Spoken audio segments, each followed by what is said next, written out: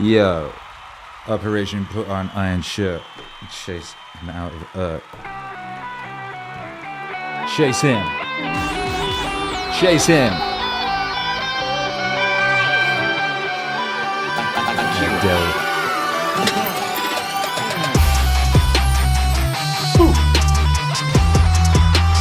Oh boy.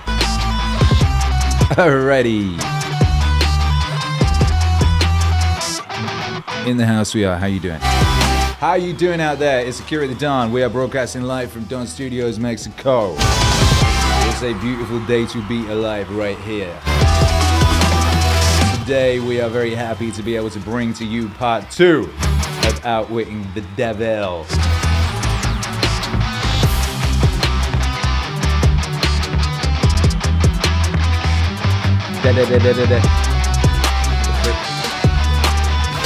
Part 2 of Outwitting the Devil, in which we provide a live lo-fi and adjacent waved out score to a fine tome written many years ago in 1937, I believe it was.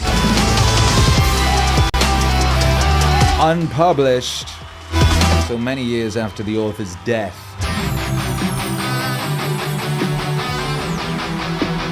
Narrated by Dan John Miller. Live score by The Don. We did part 1 yesterday. We went deep. It was quite the bloody thing.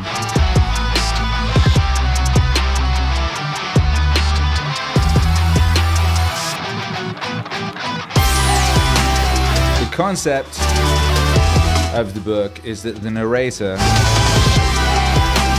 is interviewing the devil, and for some reason he's managed to suss out a system wherein the devil has to tell him the truth. We know that the devil doesn't traditionally do that.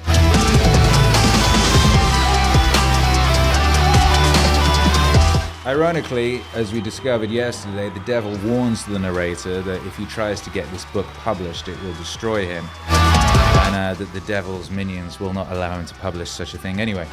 That turned out to be true. The book was not published in his lifetime until we found ourselves in quite a different time, which was 2011. 2011 you might remember as a quite auspicious year. It's very interesting that it was 2011 when this book was published, and published in 2011 it was.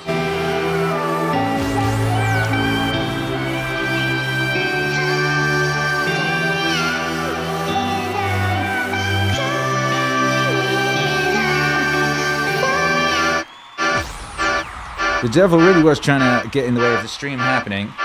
The stream was originally supposed to happen a week ago, and as we tried to, so we aimed at streaming, and our internet just cut out, and it took almost a week to get it back working. Devil really didn't want us to do that stream. We did it yesterday though, and it was great. And then today's part 2. If you're locked in live, you'll be aware that we started late. There were some strange technicalities I'd never come across before in my DJ software, but they have been vanquished. They have been vanquished, and I think everything's going to be okay, you know. But like yesterday, I think we will say a prayer before the stream, just to make sure everything is groovy. And but everything will be groovy. Everything always is. You have to bear in mind whenever you're concerned about things that, you know, you are the person who made it through literally everything you made it through. You know what I mean? And we are the people who made it through literally everything we made it through to be here at this point in time after all of these hundreds of thousands of years. We made it through everything, and we will continue to make it through everything. Big shouts out to, well, everybody locked in, of course, everyone who was waiting, everyone who was here on time, ahead of time. And big shouts out to Adam Fowler. Thank you for the support of 2000 Huff. I have no idea what that is, but it seems quite exciting. It says, let's go, Akira. Best music, for real, no cap. Greetings from Hungary. That's Hungarian.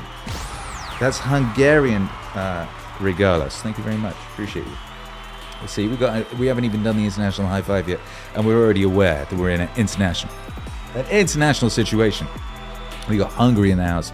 We got a new member in the house in the shape of Mark S. Welcome, Mark S.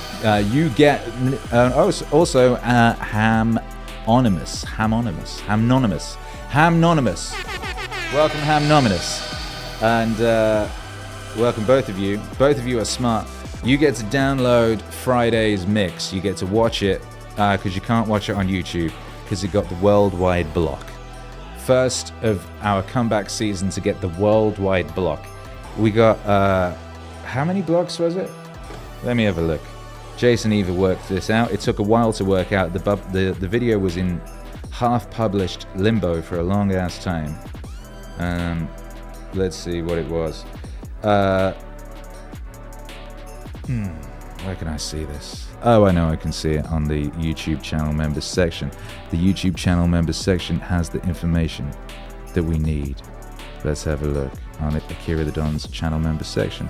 Here we go in the community tab. Navigate to the community tab for information, and you will discover, brothers and sisters, that we got 51 copyright strikes. 51. That's more than we've had before on this new season, anyway. This new run of streams. 51 copyright strikes and blocked in 78 countries. That's all of the countries that YouTube has blocks in, it would seem. Because we got the worldwide block, so nobody could see the stream at all. So anyway, on the back end of it, working on muting the sections that it didn't like. In case you were wondering, the section that got the biggest block was the bit where I went from D. Antwoord's Ugly Boy into Africa by Toto into Wonderwall, and it was Toto that generated the super block. Toto. Also Prince, there was a Prince song that generated a super block. Prince, they don't like it when you play Prince. And also Jamiroquai got blocked in Russia. You know, I don't know why the Russians aren't allowed Jamiroquai, but they're not. Anyway, but if you happen to support us on Patreon, you can just go there and watch that stream on a streaming player. And you can also download the audio and the video. And you can download the audio and the video if you're a channel member, Chris Bede. Welcome to level 1. Is it Bede or Bede? Either way, Chris, welcome. Thank you for your support. And enjoy that stream. That was a powerful one. That was a lot of people said that was their favorite DJ set ever. It was pretty good. Who was that? Shiteux says, I just watched it on USA YouTube. Which one? Was it that one? Maybe the muted section is there now. I've muted those. You have to mute the sections which has got the stuff it doesn't like, so it'll go quiet for a minute or two while the songs it doesn't like are being played. But yeah, you can watch it unmolested if you're a member, so shouts out to you. Boom, boom, boom. Who was here yesterday? Did you enjoy yesterday? I enjoyed yesterday. Lots of people really enjoyed yesterday. Yoga Mac is here. He says, you're a savant. You are breathtaking. It is you that is breathtaking, by Jove. What up, Amanda Dan says, in Kansas, USA, listening and loving it. Shouts out to you. We got Norm MacDonald fans in the house. We got Jonathan Simon in the house. We got Richard in the house. Fool Killer in the house. Shiteux in the house. We got many bad motherfuckers in the house. It's a beautiful day to be alive. By the way, I should have said this at the beginning. If you want to jump straight to the Lo-Fi live score, Outwitting the Devil Part 2, link in timestamp. Timestamp. Just jump there. Timestamp and jump there. I did good. Pronounced it BD. BD. Chris BD. Makes sense. That's a good way of pronouncing it. And then like CBD. CBD in the house. Good to see you. Mute Barbecue says, I was here. It was a legend. Leyenda. Richard says, I was here. It was amazing. You did an amazing job. Thank you very much. Well, we're going to do an amazing job today. God willing. You know what I mean? And I think God is willing. I think God wants us to do this. And I think it's going to be great. It was the Don family movie night last night, by the way, which we always do on Saturdays. It's great, right? Because I get to introduce my son to the best movies of all time. So every week we watch an amazing movie. Because there's so many amazing movies, right? You could literally watch an amazing movie every week for the rest of your life and not run out of movies. You could watch one every day for the rest of your life and not run out of movies. Anyway, we watched Uncle Buck last night. Have you seen Uncle Buck? Uncle Buck was written and directed by John Hughes. It was a John Hughes movie. John Hughes, you may know from classics like Pretty in Pink and Ferris Bueller, and he wrote Home Alone. And of course, my son loves Home Alone because it's got a little kid in it, like outwitting baddies, and kids love that. So Uncle Buck was an easy sell because that's also got Macaulay Culkin in it. a little younger. You can see that he's so good in it, and you're like, I bet making this film they were like, this kid is amazing, we should just do a whole film around this kid. He's so good, he's so funny, he's so sweet, he's so charismatic, he's brilliant in it, absolutely brilliant. And you got to bear in mind, he's in a movie with John Candy, and John Candy's a genius, you know, and he holds his own with John Candy. It's a great movie.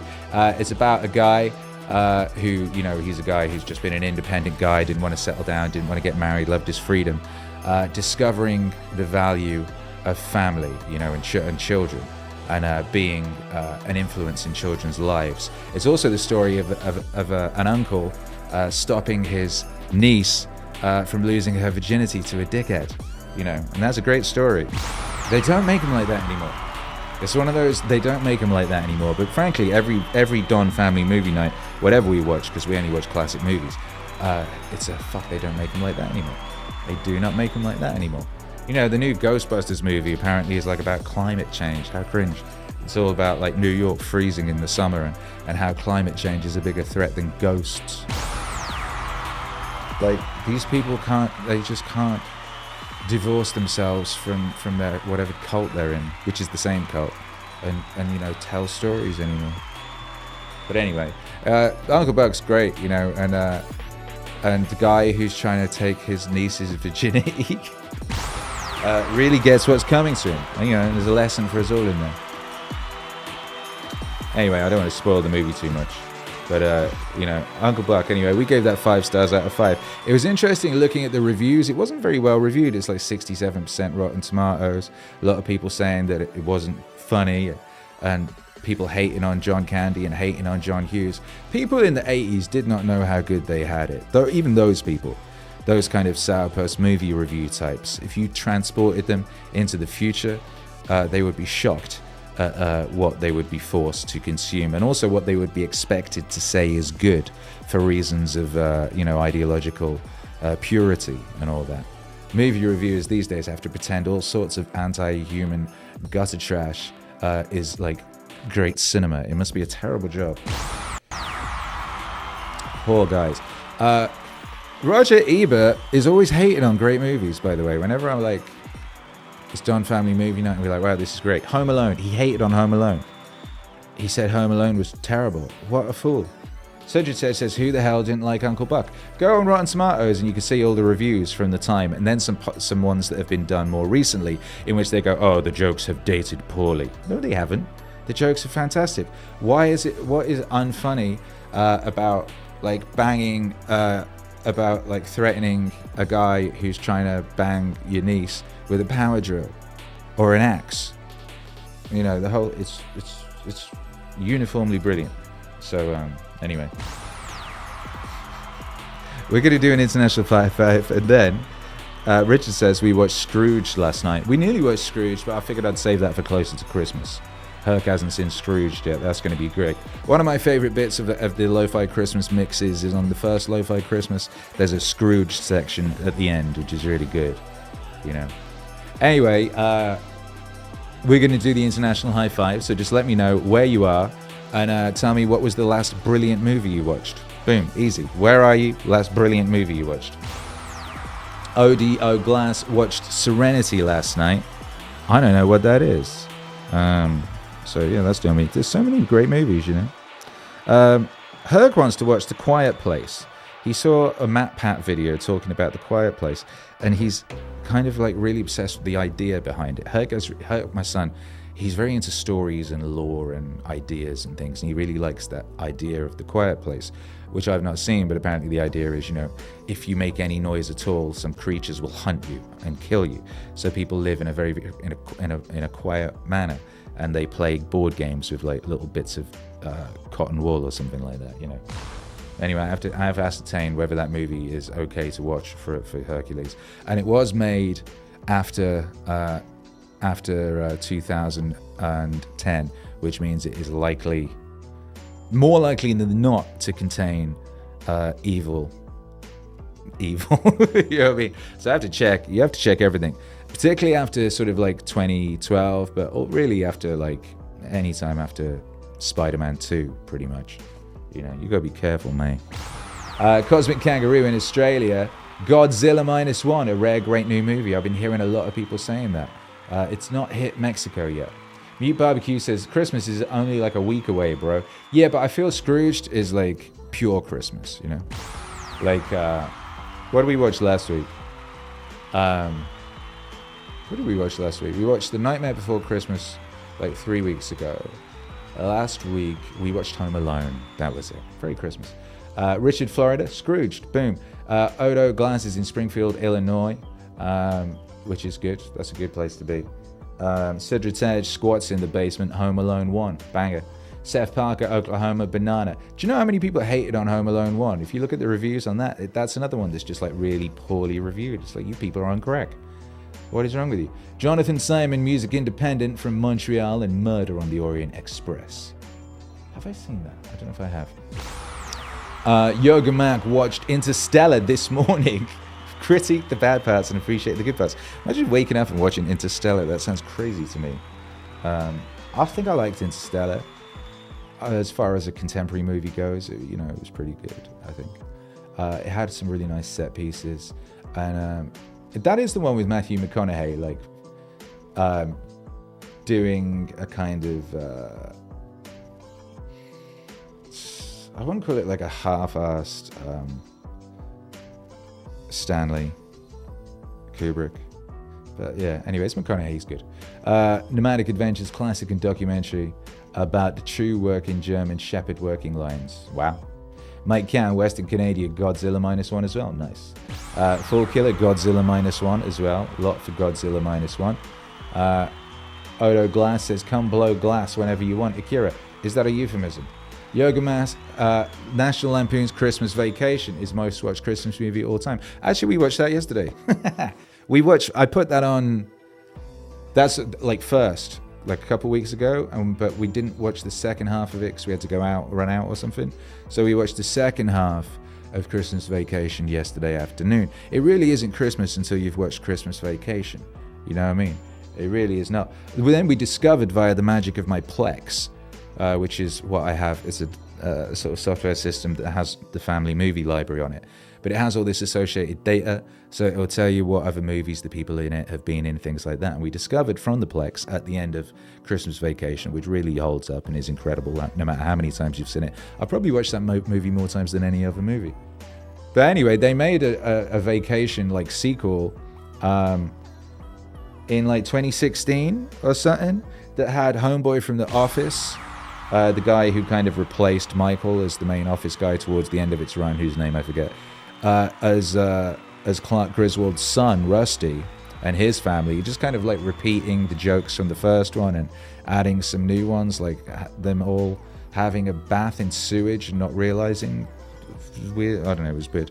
Looked pretty bad. But what was really upsetting about it was like Chevy Chase looked like he was just obese and decaying. It was really, really upsetting to see. But then the other day I saw Randy Quaid, who follows me on Twitter, or at least he used to. I haven't checked if he still is. But he'd posted a picture of him and Chevy Chase, and they both looked great. So I guess when they were making that remake, Chevy Chase was going through some bad times, and I guess now he's sorted himself out a bit. Either way, that's a long way of saying, if you've not watched Christmas Vacation, you really should. It is wonderful. Adam Fowler, thank you for the Hungarian super chat. Says Napoleon, I have to say, it was quite good. Was it? I heard, I was going to say conflicting, but not conflicting. I heard almost unanimous reports that Napoleon, they like basically cucked him and made him into like a loser. This brilliant military mind. They made him out to be a guy who's just pissed off about his wife getting banged or something. I don't know. I didn't see it. I saw a lot of people who were excited about it coming out and then were disappointed by it. It's Ridley Scott. It's really tricky. Sometimes he's just a genius, and sometimes he's the inverse of that. Sometimes he's not a genius. Nomadic Adventures. We're doing Christmas Vacation in like 2 hours. Nice. Come on. All right, Shabba, let's do the international high five. I'm switching to camera 2. You need to cock back, all right? You ready? Cocketh ye back, all right, by Jove. Cocketh. Do you know what that...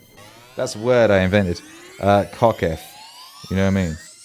Cocketh. Ye cocketh. What am I doing? Looking for a song to play when we get in. Oh, come on. Why is my library taking so long to load? I started streaming, my library hasn't fully loaded. You don't know how it feels to not have a fully loaded library, man. Oh my goodness. Alright, we're going in. 3, 2, 1. Bang! What do you do on the days when you're just not feeling it? Yo, we're gonna play this song and then we're going in, baby. You feel me? Those days. Days when I'm tired or worn out or just basically sick of the grind. What do I do on those days?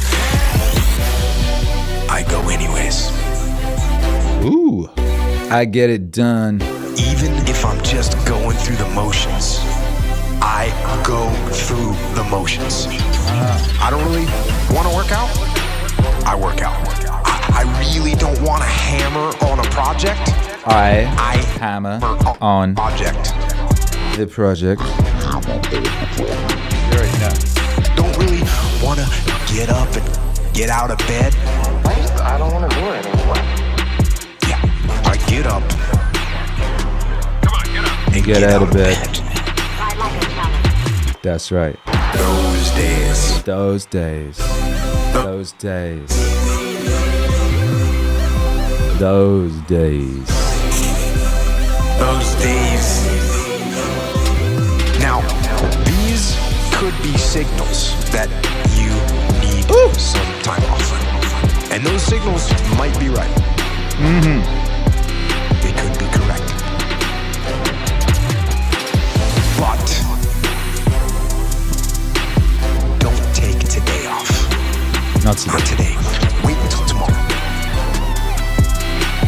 Don't give in to the immediate gratification. That is This is Jocko talking to the devil, you know. Here. Shut that down. Do not listen to that little voice. Instead, That little devil. go through the motions. Lift the weights. Lift 'em. Sprint the hill. Sprint it. Work on the project. Work on it. Get out of bed. Lift the weights. Lift 'em. Sprint the hill. Sprint it. Work on the project. Get Out of bed. Those days. Ooh. Those days. Those days. Those days. When I'm tired or worn out, I get it done. Those days. Those days. As an overall rule, I do not like procrastination. Not a big fan. You need to get things done. But if you are going to rest, that is one thing that you should procrastinate on. That's the one thing I want you to put off until tomorrow. And if Aren't you a little hard on the when schools tomorrow and the comes, churches? you still feel like you need to rest or you need to take a break, okay. Take it. But the chances are you won't. You won't need that rest. It's real, baby. You tried this. Chances are Shit works. we'll realize that the desire to rest was just weakness. It was just the desire to take the path of least resistance, the downhill path, the easy path, The cringe path. simply going through the motions. You overcame that path. And you stayed on the righteous path, the disciplined path. You stayed on the war path, You did not drift. which is right. You dig. You know that you belong. Come on. Those days. This is one of them anti-drifting anthems. We got a bunch of them. Those days. We got an explicit anti-drifting anthem coming up on Meditations Volume 2. It's a song called Stop Drifting. It's so good. I might have to... Will I play it? I didn't done it. Ooh, am I considering playing a track from Meditations 2? Ooh, fuck. That's the danger of these streams, man. Those days. We'll see.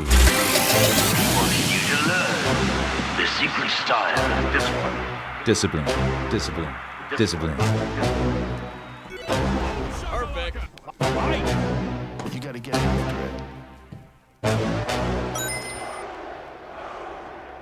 it. Ooh.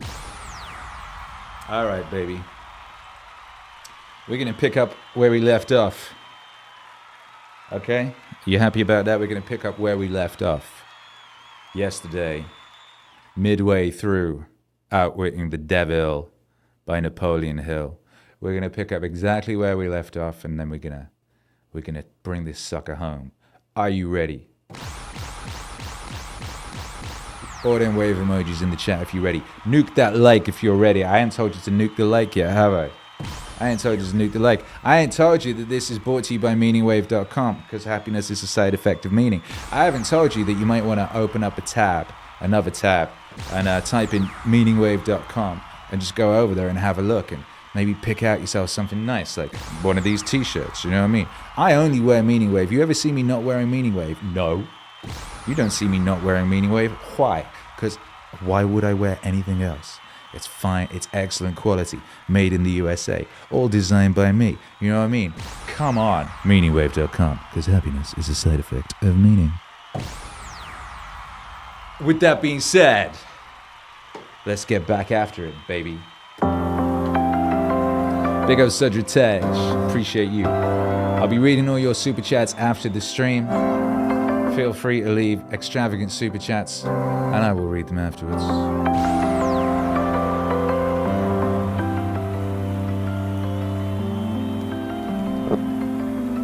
Aren't you a little hard on the schools and the churches? No, I am merely describing them as they are, without bias or prejudice. Aren't the schools and the churches your bitter enemies? Their leaders may think they are, but I am impressed only by facts. The truth is this, if you must know it. The churches are my most helpful allies, and the schools run the churches a close second.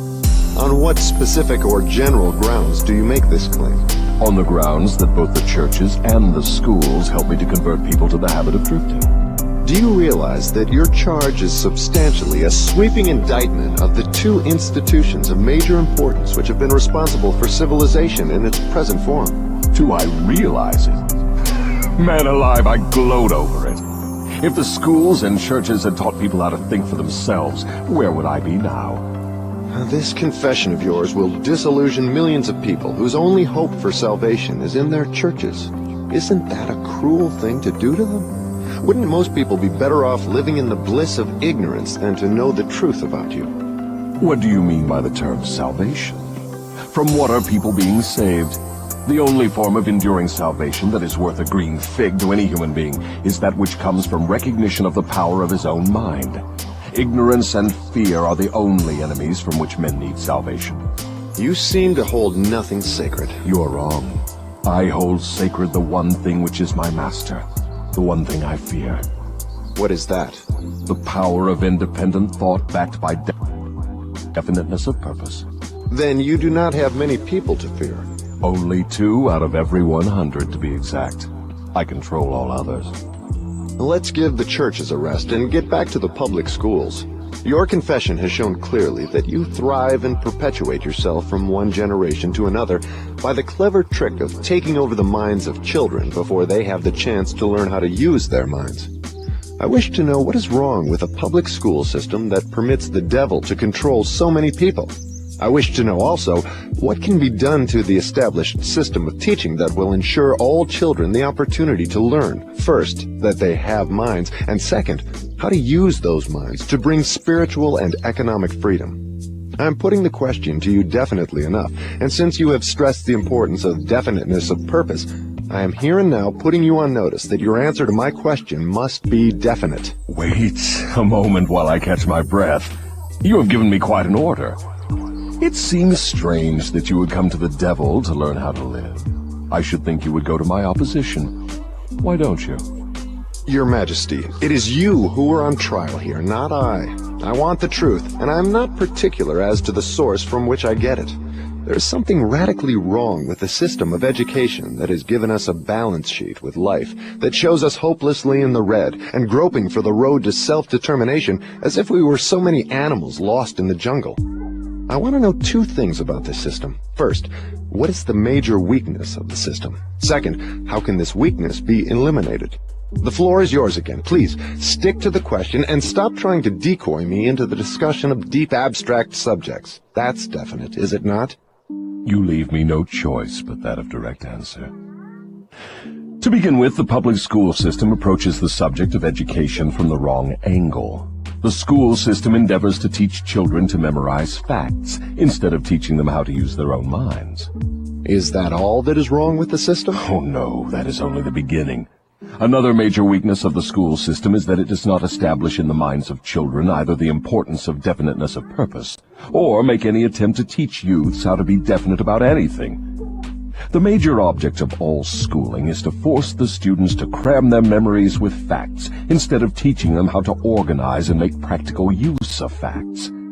This cramming system centers the attention of students on the accumulation of credits, but overlooks the important question of how to use knowledge in the practical affairs of life.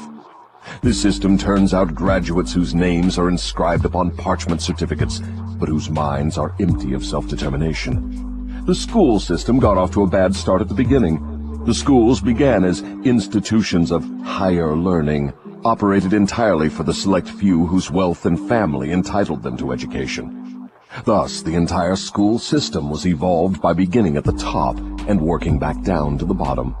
It is no wonder the system neglects to teach children the importance of definiteness of purpose, when the system itself has literally evolved through indefiniteness. What would correct this weakness of the public school system? Let's not complain of the weakness of the system unless we are prepared to offer a practical remedy with which it can be corrected. In other words, while we are discussing the importance of definiteness of plan and purpose, let us take our own medicine and be definite. Why don't you lay off the schools and churches and save yourself plenty of trouble? Don't you know that you are poking your nose into the affairs of the two forces that control the world? Suppose you do show up the schools and the churches as being weak and inadequate for the needs of human beings. What then? With what are you going to replace these two institutions? Stop trying to evade my questions by the old trick of asking a counter-question. I do not propose to replace the schools and churches, but I do propose to find out, if I can, how these organized forces can be modified so that they will serve people instead of keeping them in ignorance. Go ahead now and give me a detailed catalog of all the changes in the public school system which would improve it. So you want the entire catalog, do you? Do you want the suggested changes in the order of their importance? Describe the changes needed just as they come to you. You are forcing me to commit an act of treason against myself. But here it is. Reverse the present system by giving children the privilege of leading in their schoolwork instead of following orthodox rules designed only to impart abstract knowledge.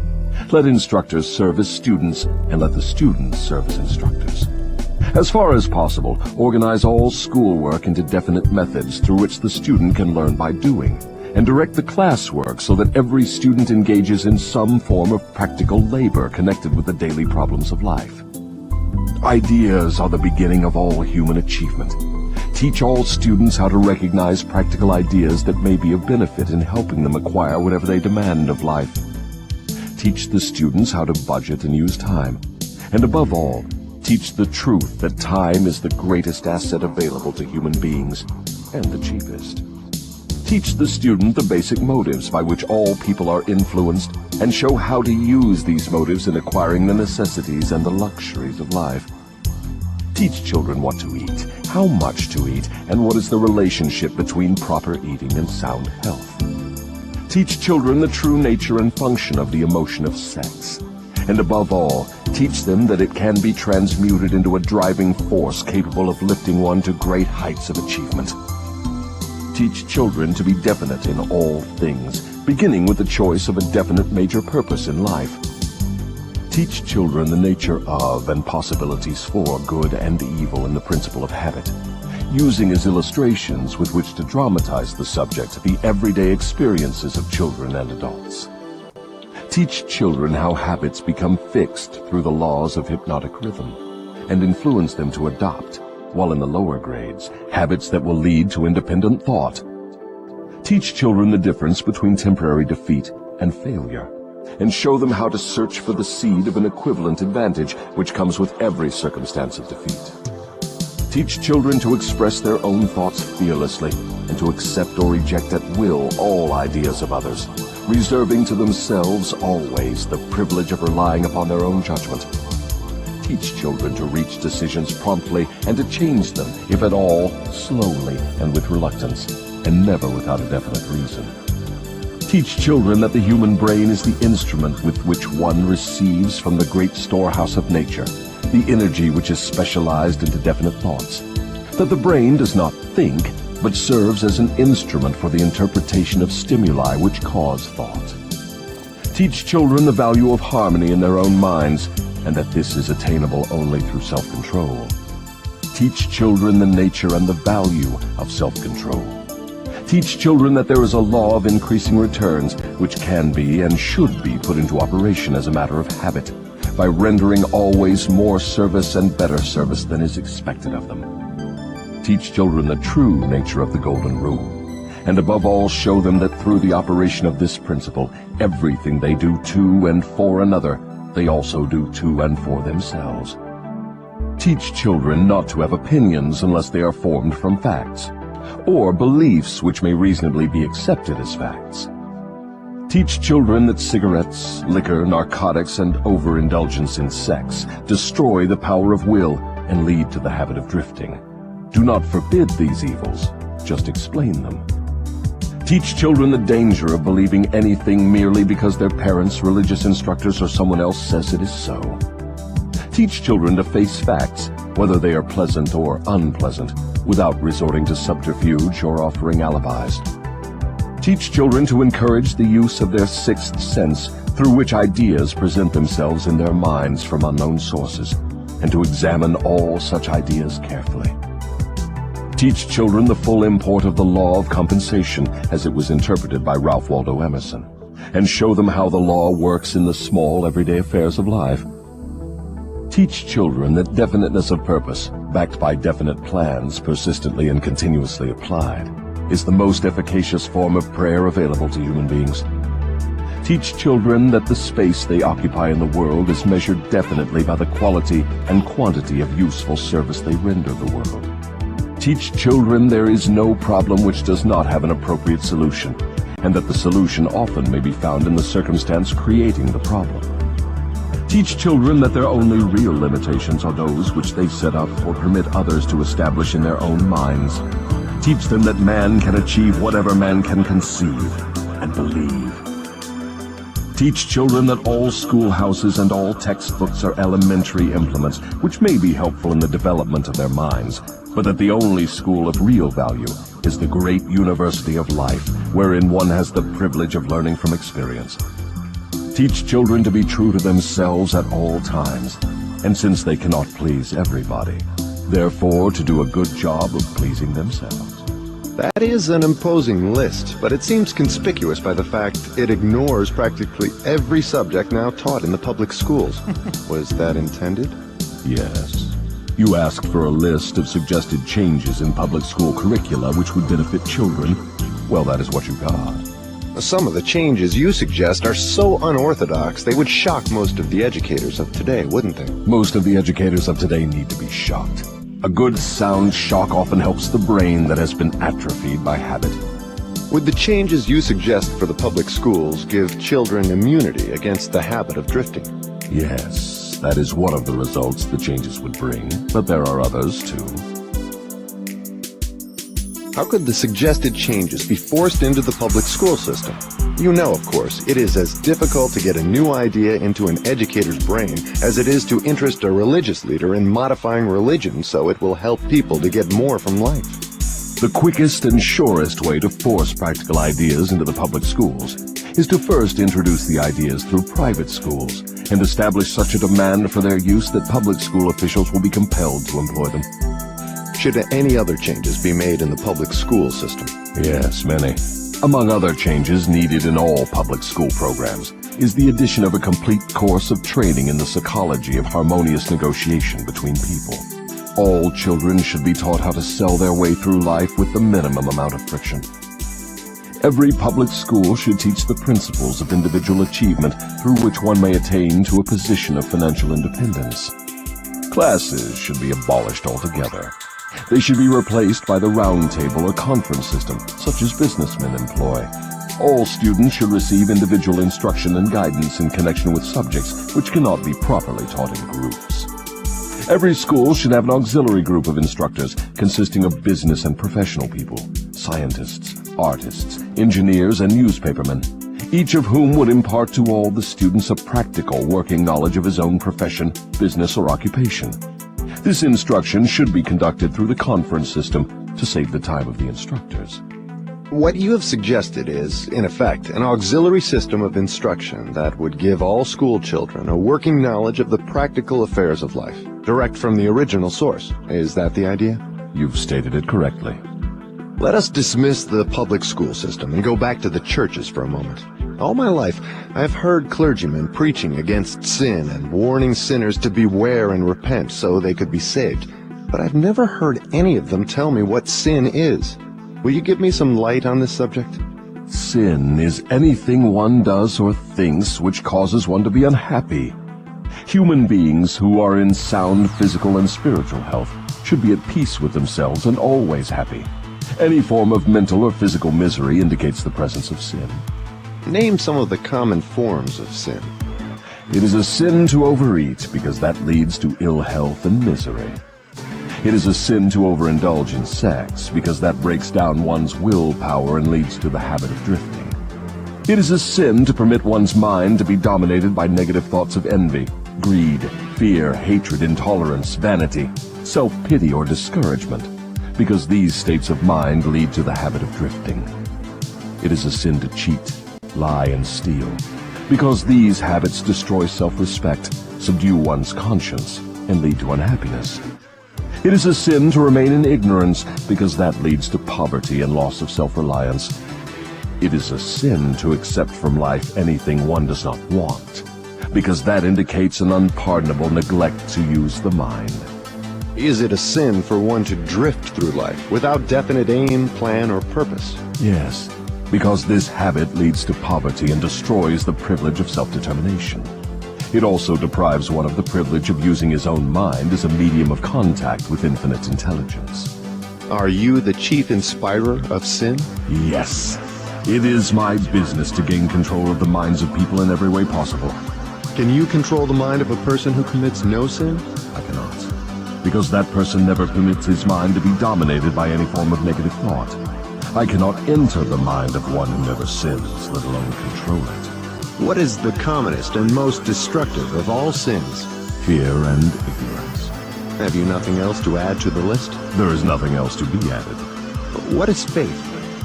It is a state of mind wherein one recognizes and uses the power of positive thought as a medium by which one contacts and draws upon the universal store of infinite intelligence at will. In other words, faith is the absence of all forms of negative thought. Is that the idea?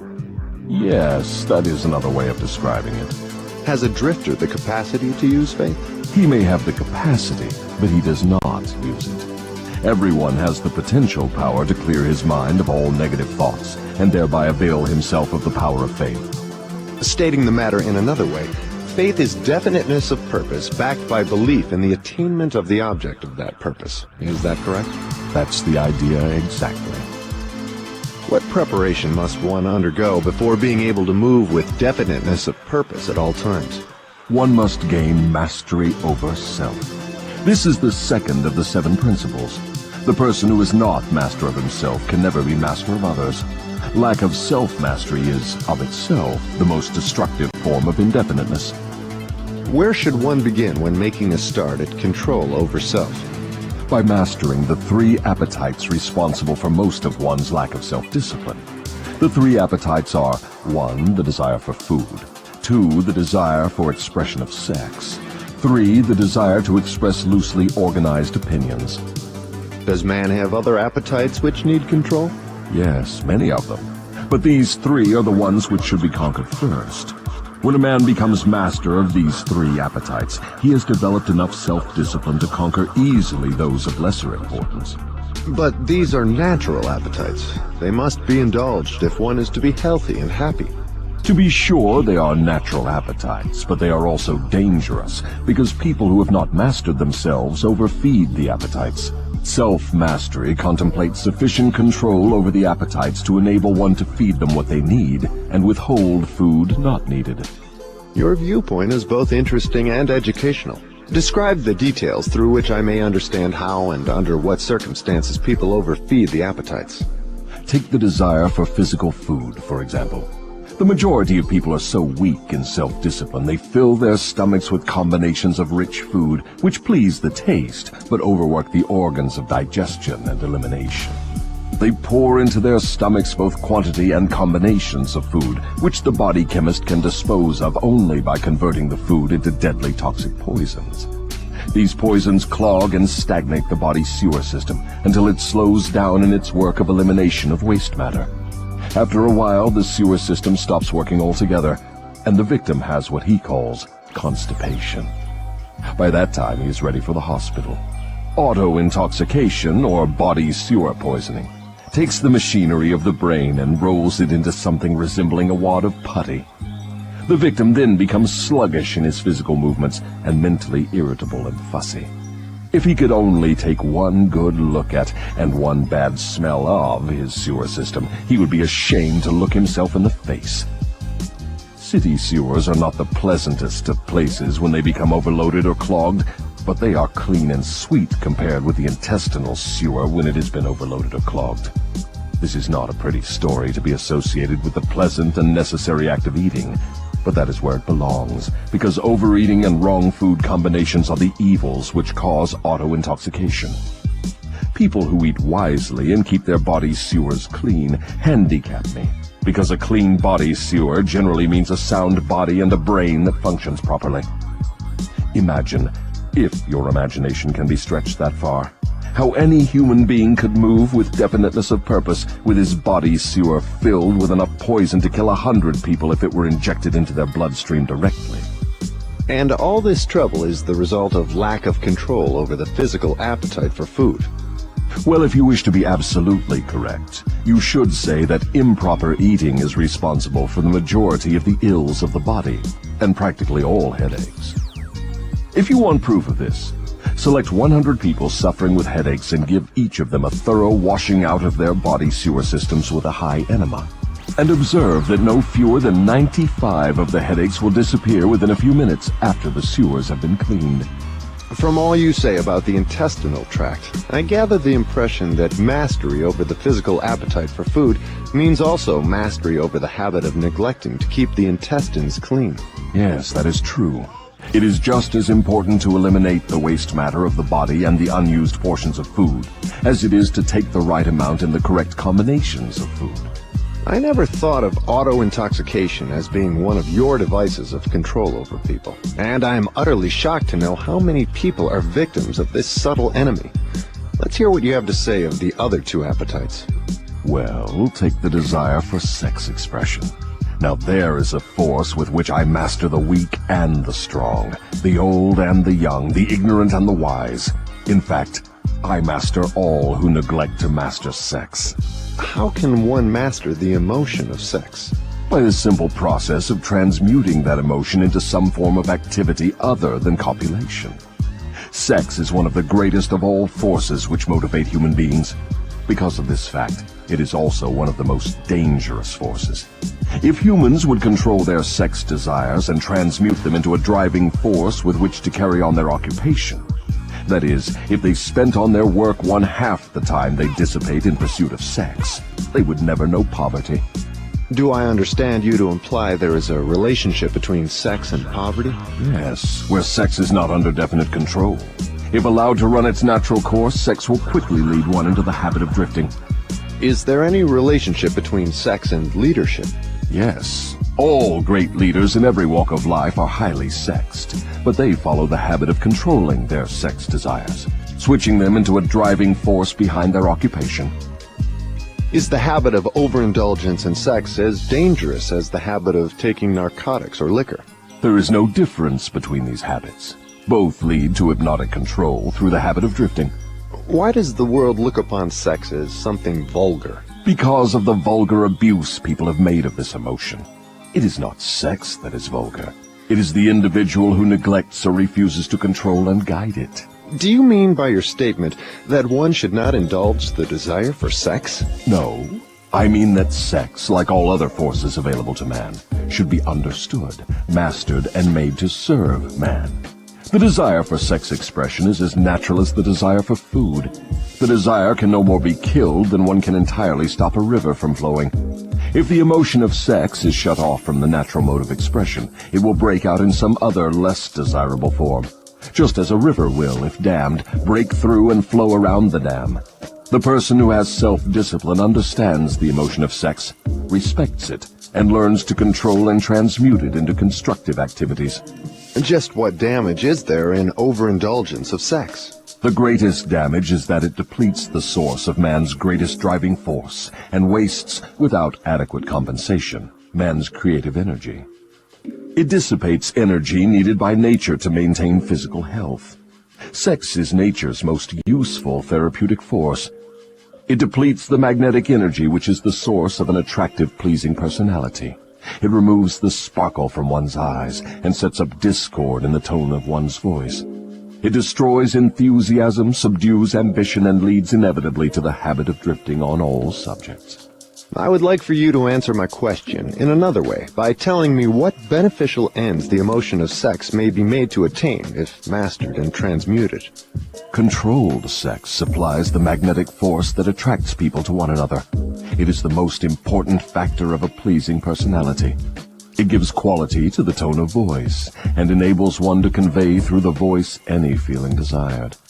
It serves as nothing else can serve to give motive power to one's desires. It keeps the nervous system charged with the energy needed to carry on the work of maintaining the body. It sharpens the imagination and enables one to create useful ideas. It gives quickness and definiteness to one's physical and mental movements. It gives one persistence and perseverance in the pursuit of one's major purpose in life. It is a great antidote for all fear. It gives one immunity against discouragement. It helps to master laziness and procrastination. It gives one physical and mental endurance while undergoing any form of opposition or defeat. It gives one the fighting qualities necessary under all circumstances for self-defense. In brief, it makes winners and not quitters. Are those all the advantages you claim for controlled sex energy? No, they are only some of the more important benefits it provides. Perhaps some will believe the greatest of all the virtues of sex is that it is nature's method of perpetuation of all living things. This alone should remove all thought that sex is vulgar. I gather from what you say that the emotion of sex is a virtue, not a fault. It is a virtue when controlled and directed to the attainment of desirable ends. It is a fault when neglected and permitted to lead to acts of lust. Why aren't these truths taught to children by their parents in the public schools? The neglect is due to ignorance of the real nature of sex. It is just as necessary in maintaining health for one to understand and properly use the emotion of sex as it is to keep the body's sewer system clean. Both subjects should be taught in all public schools and all homes where there are children. Wouldn't the majority of parents need instruction on the proper function and use of sex before they could intelligently teach their children? Yes, and so would the public school teachers. What relative position of importance would you give to the need for accurate knowledge on the subject of sex? It is next to the top of the list. There is but one thing of greater importance to human beings. That is accurate thought.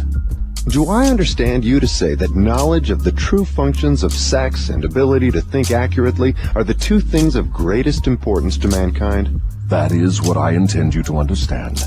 Accurate thinking comes first because it is the solution to all man's problems, the answer to all his prayers, the source of opulence and all material possessions. Accurate thinking is aided by properly controlled and directed sex emotion, because sex emotion is the same energy as that with which one thinks. It begins with those who desire self-determination sufficiently to be willing to pay its price. No one can be entirely free. spiritually, mentally, physically, and economically, without learning the art of accurate thinking. No one can learn to think accurately without including, as a part of the needed knowledge, information on the control of sex emotion through transmutation. It will be a great surprise to many people to learn there is so close a relationship between thinking and sex emotion. Tell us now about the third appetite, and let's see what it has to do with self-discipline. The habit of expressing loosely organized opinions is one of the most destructive of habits. Its destructiveness consists in its tendency to influence people to guess instead of searching for the facts when they form opinions, create ideas, or organize plans. The habit develops a grasshopper mind, one that jumps from one thing to another but never completes anything. And of course, carelessness in the expression of opinions leads to the habit of drifting. From there, it is only a step or two until one is bound by the law of hypnotic rhythm, which automatically prohibits accurate thinking. What other disadvantages are there in free expression of opinions? The person who talks too much informs the world of his aims and plans, and gives to others the opportunity to profit by his ideas. Wise men keep their plans to themselves and refrain from expressing uninvited opinions. This prevents others from appropriating their ideas and makes it difficult for others to interfere with their plans. Why do so many people indulge in the habit of expressing uninvited opinions? The habit is one way of expressing egotism and vanity. The desire for self-expression is inborn in people. The motive back of the habit is to attract the attention of others and to impress them favorably. Actually, it has just the opposite effect. When the self-invited speaker attracts attention, it usually is unfavorable. Yes. What other disadvantages has the habit? The person who insists on talking seldom has an opportunity to learn by listening to others. But isn't it true that a magnetic speaker often puts himself in the way of opportunity to benefit himself by attracting the attention of others through his powers of oratory? Yes, a magnetic orator does have an asset of tremendous value in his ability to impress people by his speech. But he cannot make the best use of this asset if he forces his speech on others without their invitation. No single quality adds more to one's personality than the ability to speak with emotional feeling, force, and conviction. But the speaker must not impose his speech upon others without being invited to do so. There is an old saying that nothing is worth more than its actual cost. This applies as well to the free, uninvited expression of opinions as to material things. What about people who volunteer their opinions by expressing them in writing? Do they also suffer by lack of self-discipline? One of the worst pests on earth is the person who writes uninvited letters to people of prominence. Men in public office, moving picture stars, men who have succeeded in business or written a best-selling book. And people whose names appear often in the newspapers are continuously besieged by people who write letters expressing their opinion on all subjects. But the writing of uninvited letters is a harmless way of finding pleasure through self-expression, is it not? What damage does one do by the habit? Habits are contagious. Every habit attracts a flock of its relatives. The habit of doing anything that is useless leads to the formation of other habits that are useless, especially the habit of drifting. But that is not all the dangers associated with the habit of indulging in uninvited expression of opinions. The habit creates enemies and places in their hands dangerous weapons by which they may do great injury to the one who indulges in it. Thieves and confidence men and racketeers pay big prices for the names and addresses of the writers of uninvited letters. Knowing as they do, the writers of these letters become easy victims of all manner of schemes that result in the loss of their money. They refer to the writers of such letters as nuts. If you wish to know how foolish people are who write uninvited letters, read the nut column of any newspaper, the column in which the paper publishes the voluntary opinions of its readers, and you will see for yourself how the writers of such letters antagonize people and invite opposition from others. Now, I had no idea, Your Majesty, that people get into so much difficulty through uninvited expression of their opinions. But now that you have brought up the subject, I do remember writing the editor of a prominent magazine an uninvited letter of criticism, which cost me a fine position on his staff, at a fat salary. That is a perfect example. The proper place to begin self-discipline is right where you stand. The way to begin is by recognizing the truth. that there is nothing for good or evil throughout the myriads of universes except the power of natural law. There is no individual personality anywhere throughout the myriad of universes with the slightest power to influence a human being, save nature and human beings themselves. There is no human being now living, no human being has ever lived, and no human being ever will live with the right or the power to deprive another human being of the inborn privilege of free and independent thought. That privilege is the only one over which any human being can have absolute control.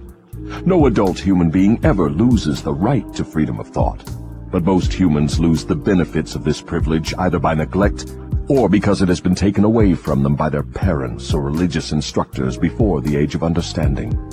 These are self-evident truths, no less important because they are being called to your attention by the devil than they would be if brought to your attention by my opposition. But what are people going to lean upon in the hour of emergency when they know not where nor to whom to appeal? Let them lean upon the only dependable power available to any human being. And what is that? Themselves. The power of their own thoughts. The only power they can control and may rely upon. The only power which cannot be perverted, colored, modified, or falsified by their dishonest fellow human beings. All you say seems logical, but why must I come to the devil to discover such profound truths? Let's get back to the 7 principles. You've already disclosed enough information to show clearly that the secret of how to break the power of hypnotic rhythm is wrapped in the 7 principles. You have shown, too, that the most important of these principles is self-discipline. Now, go ahead and describe the other 5 principles you have not yet mentioned and indicate what part they play in giving one self-discipline. First, let me summarize that part of my confession we have already covered. I have frankly told you that my 2 most effective devices for mastering human beings are the habit of drifting and the law of hypnotic rhythm. I have shown you that drifting is not a natural law, but a man-made habit which leads to man's submission to the law of hypnotic rhythm. The 7 principles are the media by which man may break the hold of hypnotic rhythm and take possession again of his own mind. You see, therefore, the 7 principles are the 7 steps which lead victims of hypnotic rhythm out of the self-made prisons in which they are bound. The 7 principles are the master key that unlocks the door to spiritual, mental, and economic self-determination. Is that true? Yes, that's another way of stating the truth. Is failure ever a benefit to man? Yes. Indeed, learning from adversity is the 3rd of the 7 principles. But few people know that every adversity brings with it the seed of an equivalent advantage. Still fewer people know the difference between temporary defeat and failure. If this knowledge were generally known, I would be deprived of one of my strongest weapons of control over human beings. But I understood you to say that failure is one of your greatest allies. I got the impression from your confession that failure causes people to lose ambition and quit trying, and then you take them over without opposition on their part. That is just the point. I take them over after they quit trying. If they knew the difference between temporary defeat and failure, they would not quit when they meet with opposition from life. If they knew that every form of defeat and all failures bring with them the seed of unborn opportunity, they would keep on fighting and win. Success usually is but one short step beyond the point where one quits fighting. Is that all one might learn from adversity, defeat, and failure? No, that is the least of what one might learn. I hate to tell you this, but failure often serves as a blessing in disguise because it breaks the grip of hypnotic rhythm and frees the mind for a fresh start. Now we are getting somewhere. So, you have confessed at long last that even nature's law of hypnotic rhythm can be and often is annulled by nature herself. Is that correct? No, that is not stating the matter accurately. Nature never reverses any of her natural laws. Nature does not take away a human being's freedom of thought through hypnotic rhythm. The individual gives up his freedom by abuse of this law. If a man jumped from a tree and was killed by the sudden impact of his body with the earth through the law of gravity, you wouldn't say nature murdered him, would you? You would say the man neglected to relate himself properly to the law of gravity. I'm beginning to see. The law of hypnotic rhythm is capable of both negative and positive application. It may drag one down to slavery through loss of the privilege of freedom of thought, or it may help one rise to great heights of achievement through the free use of thought, depending on how the individual relates himself to the law.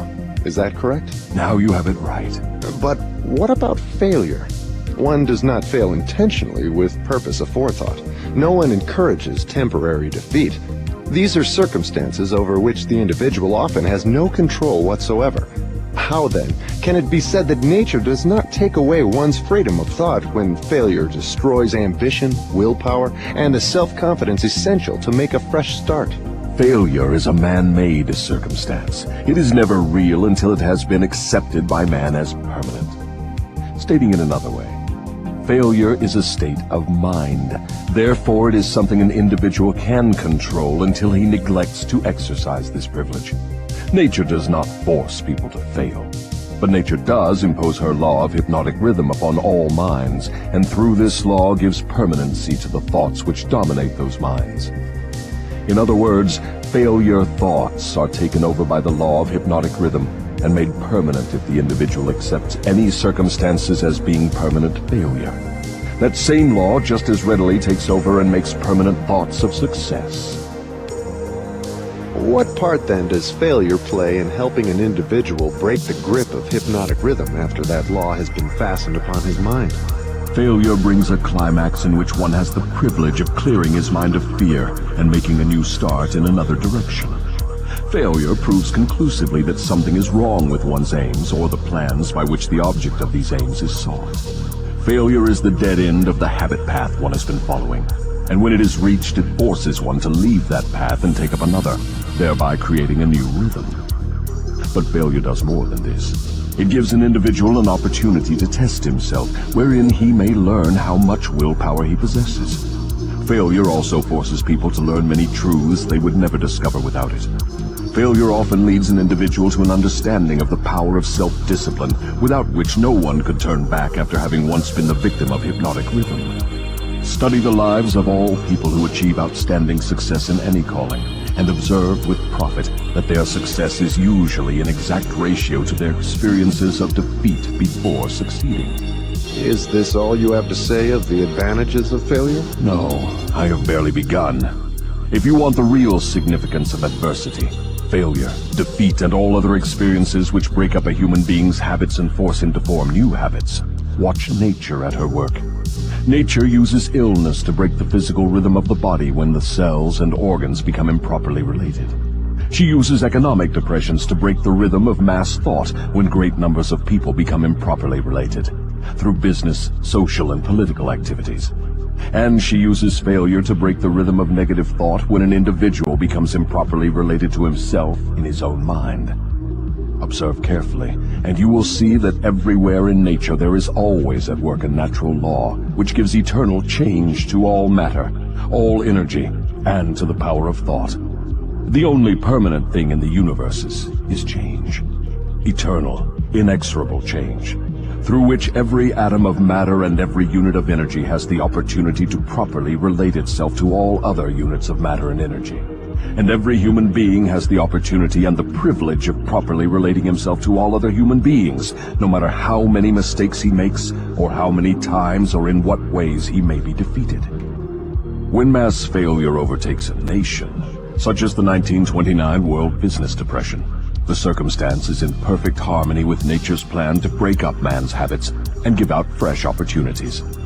What you are saying intrigues me. Am I to understand that hypnotic rhythm has something to do with the way people relate themselves to one another? That abstract, elusive thing called character is nothing but a manifestation of the law of hypnotic rhythm.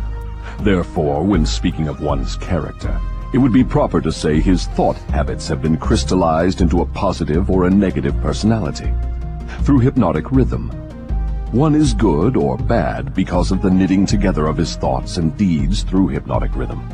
One is bound by poverty or blessed with abundance because his aims, plans, and desires, or lack of them, have been made permanent and real by hypnotic rhythm.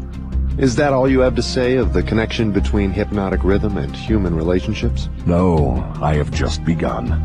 Remember, while I am talking, I am speaking of the influence of hypnotic rhythm in connection with all human relationships. Men who succeed in business do so entirely because of the way they relate themselves to their associates and to others outside of the business. Professional men who succeed do so largely because of the manner in which they relate themselves to their clients. It is much more important for the lawyer to know people and to know the laws of nature than it is to know the law. And the doctor is a failure before he starts unless he knows how to relate himself to his patients so as to establish their faith in him. Marriage succeeds or fails entirely because of the manner in which the participants relate themselves to one another. Proper relationship in marriage begins with a proper motive for the marriage. Most marriages do not bring happiness because the contracting parties neither understand nor attempt to understand the law of hypnotic rhythm, through the operation of which every word they speak, every act in which they engage, and every motive by which they are inspired to deal with each other is picked up and woven into a web that entangles them in controversial misery, or gives to them the wings of freedom through which they soar above all forms of unhappiness.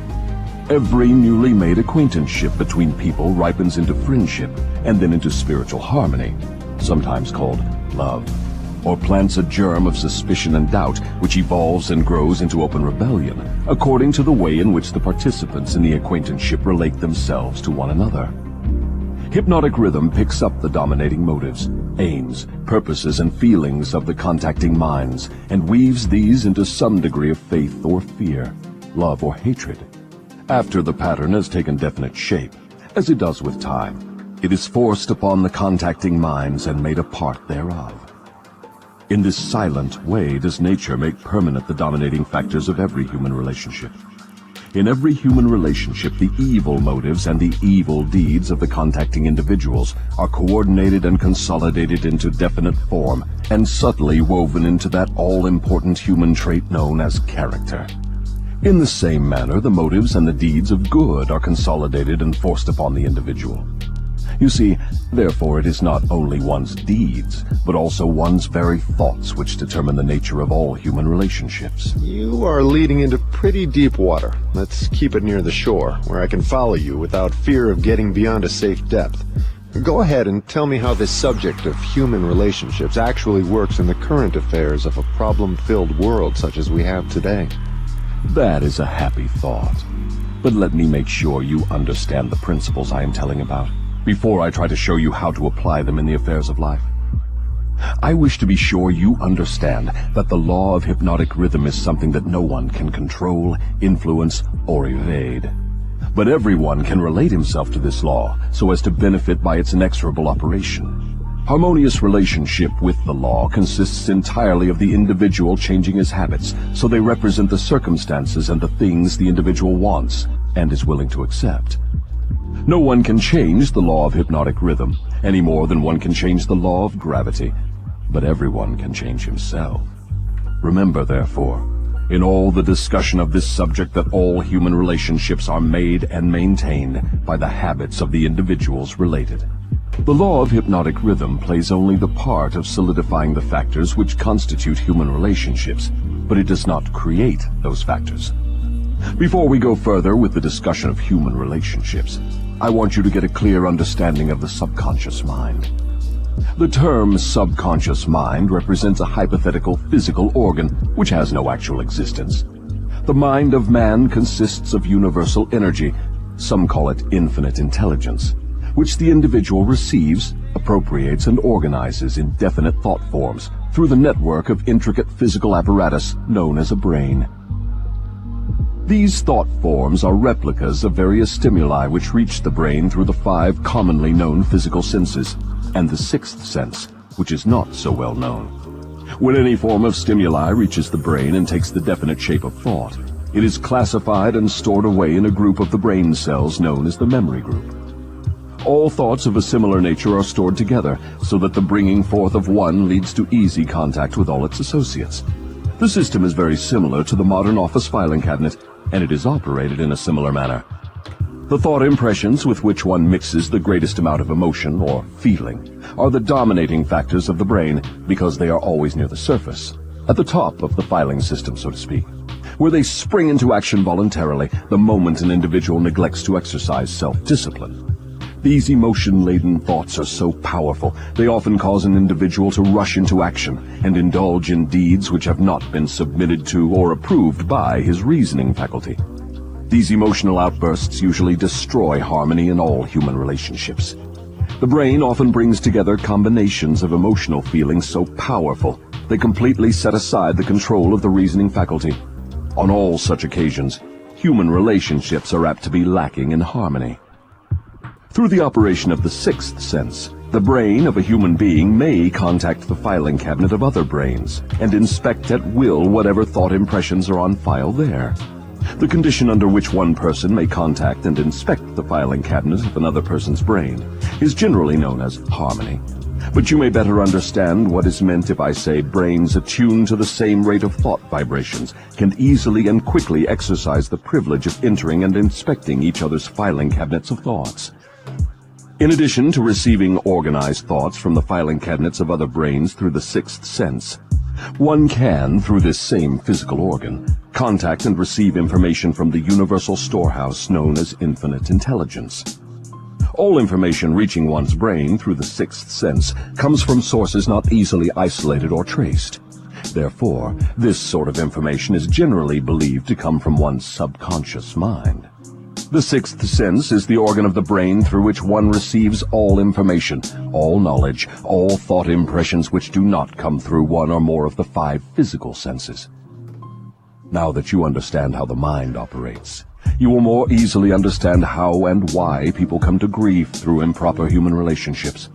You will also understand how human relationship may be made to yield riches in their highest form, riches in material, mental, and spiritual estates. Moreover, you will understand there can never be happiness except through understanding and application of the right principles of human relationships. You will understand, too, that no individual is an entity unto himself, that completeness of mind can be attained only by harmony of purpose and deed between 2 or more minds. You will understand why every human being should, of his own choice, become his brother's keeper in fact, as well as in theory. What you say may be true, but I still insist that you have me beyond safe depths of thought. Let us get back nearer to the shore, where I can wade in familiar water. We shall go out into the deeper water after we learn to swim well. We started out to discuss the subject of how to profit by adversity, but it seems we have drifted somewhat afield from that subject. We have detoured, but we have not drifted. The devil never drifts. The detour was necessary in order that you might be prepared to understand the most important part of this entire interview. We are now ready to get back to the discussion of the subject of adversity. Inasmuch as most adversities grow out of improper relationships between people, it seems important to understand how people may become properly related. Naturally, the question arises as to what is a proper relationship between people. The answer is that the proper relationship is one that brings to all connected with it, or affected by it, some form of benefit. What then is an improper relationship? Any relationship between people which damages anyone, or brings any form of misery or unhappiness to any of the individuals. How can improper relationships be corrected? By change of mind of the person causing the improper relationship, or by changing the persons to the relationship. Some minds harmonize naturally, while others just as naturally clash. Successful human relationships, to endure as such, must be formed of minds that naturally harmonize, quite aside from the question of having common interests as a means of bringing them into harmony. When you speak of business leaders who succeed because they know how to pick men, you might more correctly say they succeed because they know how to associate minds which harmonize naturally. Knowing how to pick people successfully for any definite purpose in life is based upon ability to recognize the types of people whose minds naturally harmonize. Stay focused on adversity, if you will. If there are possible benefits to be found through adversity, name some of them. Adversity relieves people of vanity and egotism. It discourages selfishness by proving that no one can succeed without the cooperation of others. Adversity forces an individual to test his mental, physical, and spiritual strength. It thus brings him face to face with his weaknesses and gives him the opportunity to bridge them. Adversity forces one to seek ways and means to definite ends by meditation and introspective thought. This often leads to the discovery and use of the sixth sense, through which one may communicate with infinite intelligence. Adversity forces one to recognize the need for intelligence not available except from sources outside of one's own mind. Adversity breaks old habits of thought and gives one an opportunity to form new habits. Therefore, it may serve to break the hold of hypnotic rhythm and change its operation from negative to positive ends. What is the greatest benefit one may receive through adversity? The greatest benefit of adversity is that it may, and generally does, force one to change one's thought habits, thus breaking and redirecting the force of hypnotic rhythm. In other words, failure always is a blessing when it forces one to acquire knowledge or to build habits that lead to the achievement of one's major purpose in life. Is that correct? Yes, and something more.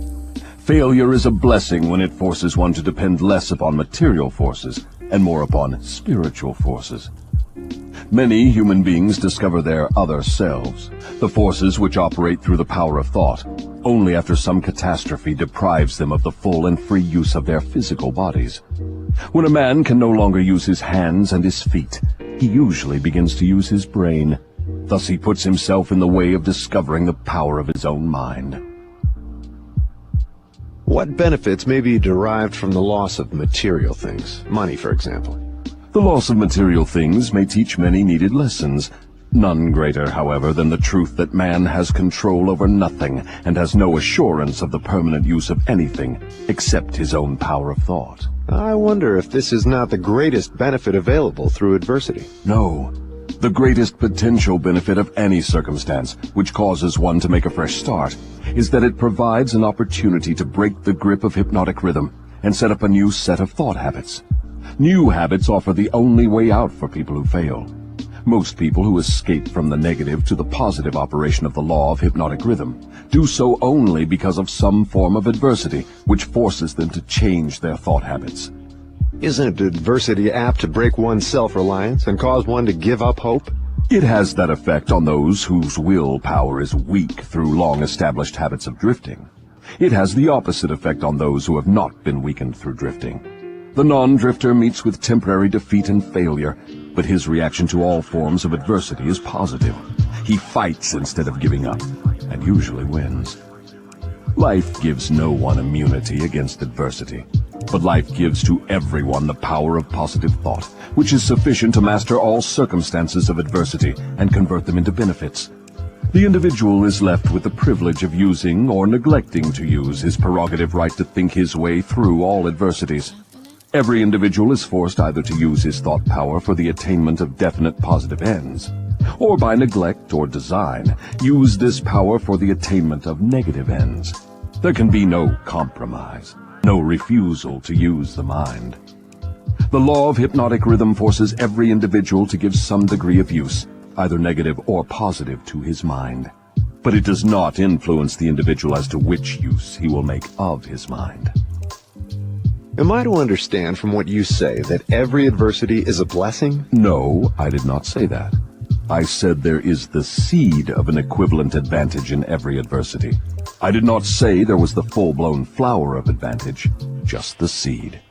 Usually the seed consists of some form of knowledge, some idea or plan, or some opportunity which would not have been available except through the change of thought habits forced by the adversity. Are those all the benefits available to human beings through failure? No. Failure is used by nature as a common language in which she chastises people when they neglect to adapt themselves to her laws. For example, the world war was man-made and destructive. Nature planted in the circumstances of the war the seed of an equivalent reprimand in the form of a world depression. The depression was inevitable and inescapable. It followed the war as naturally as day follows night, and by the operation of the self-same law, the law of hypnotic rhythm. Am I to understand that the law of hypnotic rhythm is the same as that which Ralph Waldo Emerson called the law of compensation? The law of hypnotic rhythm is the law of compensation. It is the power with which nature balances negative and positive forces throughout the universes, in all forms of energy, in all forms of matter, and in all human relationships. Does the law of hypnotic rhythm operate quickly in all instances? For example, does this law immediately bless one with the benefits of positive application of thoughts, or curse one immediately with the results of negative thoughts? The law operates definitely, but not always swiftly.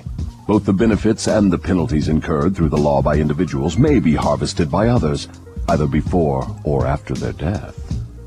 Observe how this law works by forcing upon one generation of people the effects of both the sins and the virtues of preceding generations. In the operation of all of nature's laws, the fourth dimension, time, is an inexorable factor. The length of time consumed by nature in the relation of effects to their causes depends in every instance on the circumstances at hand. Nature grows a pumpkin in 3 months. A good-sized oak tree requires 100 years.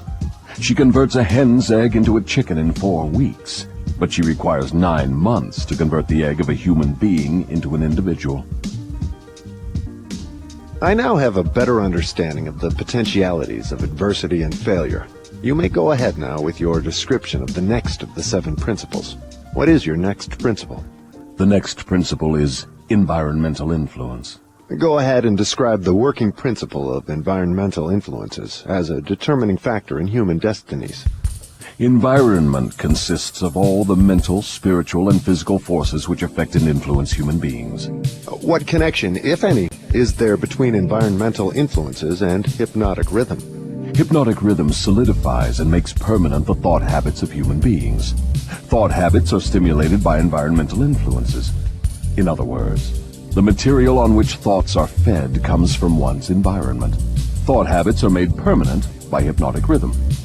What is the most important part of one's environment? The part which determines, more than all others, whether an individual makes positive or negative use of his mind?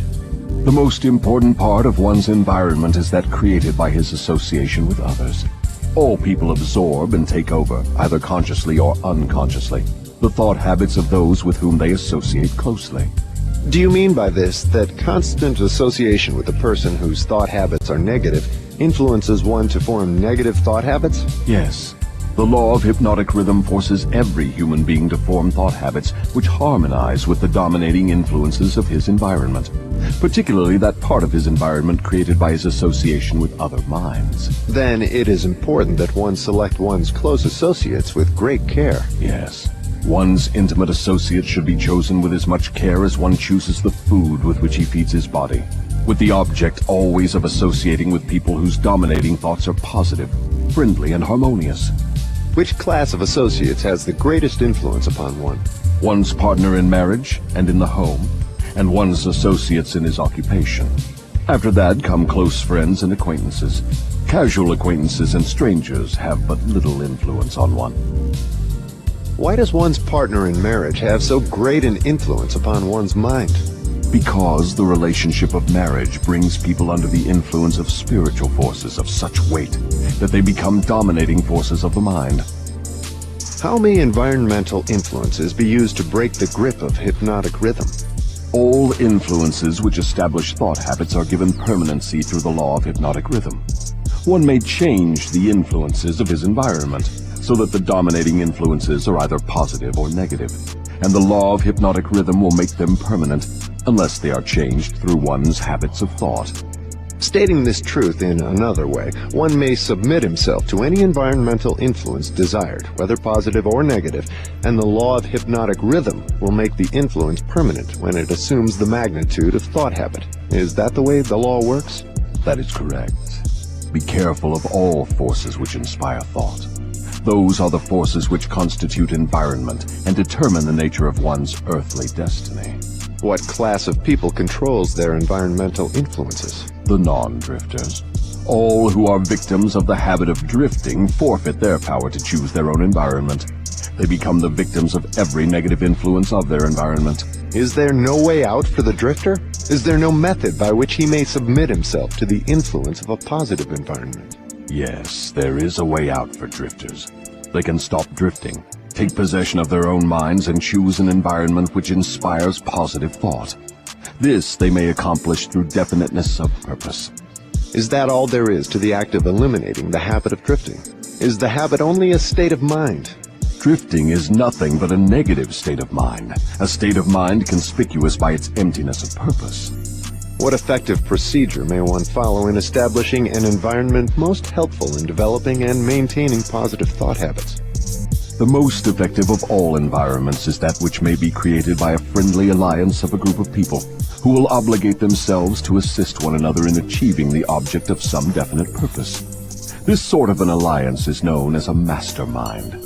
Through its operation, one may associate himself with carefully chosen individuals, each of whom brings to the alliance some knowledge, experience, education, plan, or idea suited to his needs in carrying out the object of his definite purpose. The most successful leaders in all walks of life avail themselves of this sort of made-to-order environmental influence. Outstanding achievement is impossible without the friendly cooperation of others. Stating the truth in another way, successful people must control their environment, thereby ensuring themselves against the influence of a negative environment. What of people whose duty to relatives makes it impossible for them to avoid the influence of a negative environment? No human being owes another any degree of duty which robs him of his privilege of building his thought habits in a positive environment. On the other hand, every human being is duty-bound to himself to remove from his environment every influence which even remotely tends to develop negative thought habits. Isn't this a cold-blooded philosophy? Only the strong survive. No one can be strong without removing himself from all influences which develop negative thought habits. Negative thought habits result in the loss of the privilege of self-determination, no matter what or who may cause those habits. Positive thought habits may be controlled by the individual and made to serve his aims and purposes. Negative thought habits control the individual and deprive him of the privilege of self-determination. I deduce from all you have said that those who control the environmental influences out of which their thought habits are built are masters of their earthly destinies, and that all others are mastered by earthly destinies. Is that stating the matter correctly? Perfectly stated. What establishes one's thought habits? All habits are established because of inherent or acquired desires, or motives. That is, habits are begun as the result of some form of definite desire. What takes place in the physical brain while one is forming thought habits? Desires are organized impulses of energy, called thoughts.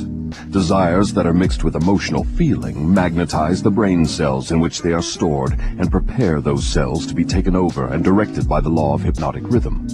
When any thought appears in the brain or is created there, and is mixed with keen emotional feeling of desire, the law of hypnotic rhythm begins at once to translate it into its physical counterpart. Dominating thoughts, which are acted upon first by the law of hypnotic rhythm, are those with which are mixed the strongest desires and the most intense feelings. Thought habits are established by the repetition of the same thoughts. What are the most impelling basic motives or desires which inspire thought action? The 10 most common motives, those which inspire most of one's physical action, are these. The desire for sex expression and love, the desire for physical food, the desire for spiritual, mental, and physical self-expression, the desire for perpetuation of life after death, the desire for power over others, the desire for material wealth, the desire for knowledge, the desire to imitate others, the desire to excel others, the 7 basic fears. These are the dominating motives which inspire the majority of all human endeavors. What about the negative desires such as greed, envy, avarice, jealousy, anger? Are these not expressed more often than any of the positive desires? All negative desires are nothing but frustrations of positive desires. They are inspired by some form of defeat, failure, or neglect by human beings to adapt themselves to nature's laws in a positive way. That's a new slant on the subject of negative thoughts. If I correctly understand what you have said, all negative thoughts are inspired by one's neglect or failure to adapt oneself harmoniously to nature's laws. Is that correct? That is exactly correct. Nature will not tolerate idleness or vacuums of any sort. All space must be and is filled with something. Everything in existence, of both a physical and a spiritual nature, must be and is constantly in motion. The human brain is no exception. It was created to receive, organize, specialize, and express the power of thought. When the individual does not use the brain for the expression of positive, creative thoughts, nature fills the vacuum by forcing the brain to act upon negative thoughts. There can be no idleness in the brain. Understand this principle, and you will come into a new and important understanding of the part environmental influences take in the lives of human beings. You will better understand also how the law of hypnotic rhythm operates, it being the law which keeps everything and everyone constantly moving through some form of expression of either negative or positive principles. Nature is not interested in morals as such. She is not interested in right and wrong. She is not interested in justice and injustice. She is interested only in forcing everything to express action according to its nature. That is an enlightening interpretation of nature's ways. To whom may I turn for corroboration of your claims? To men of science, to the philosophers, to all accurate thinkers. Lastly, to the physical manifestations of nature herself. Nature has no such thing as dead matter. Every atom of matter is constantly in a state of motion. All energy is constantly in motion. There are no dead voids anywhere. Time and space are literally manifestations of motion of such swiftness that it cannot be measured by human beings. Alas, one is forced to the conclusion from what you say that the sources of dependable knowledge are shockingly limited. The developed sources of knowledge are limited. Every normal adult human brain is a potential gateway to all the knowledge there is throughout the universes. Every normal adult brain has within its mechanism the possibility of direct communication with infinite intelligence, wherein exists all the knowledge that is or can ever be. Your statement leads me to believe that human beings may become all they have attributed to what they call God. Is that what you mean? Through the law of evolution, the human brain is being perfected to communicate at will with infinite intelligence.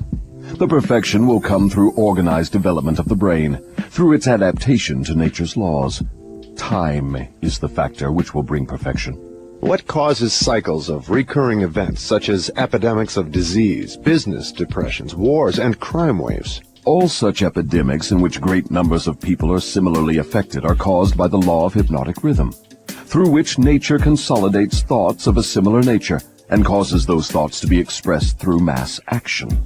Then the Great Depression was put into motion because great numbers of people were influenced to release thoughts of fear. Is that correct? Perfectly. Millions of people were endeavoring to get something for nothing through stock gambling. When they suddenly discovered they had gotten nothing for something, they became frightened, rushed to their banks to draw out their balances, and the panic was on. Through mass thought of millions of minds, all thinking in terms of fear of poverty, the depression was prolonged over a period of years.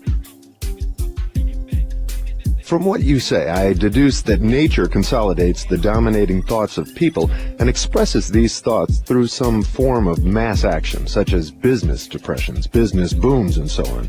Is that correct? You have the right idea. Let us now take up the next of the 7 principles. Go ahead and describe it. The next principle is time, the 4th dimension. What relationship is there between time and the operation of the law of hypnotic rhythm? Time is the law of hypnotic rhythm. The lapse of time required to give permanency to thought habits depends upon the object and the nature of the thoughts. But I understood you to say that the only enduring thing in nature is change. If that is true, then time is constantly changing, rearranging, and recombining all things, including one's thought habits. How then could the law of hypnotic rhythm give permanency to one's thought habits? Time divides all thought habits into 2 classes, negative thoughts and positive thoughts.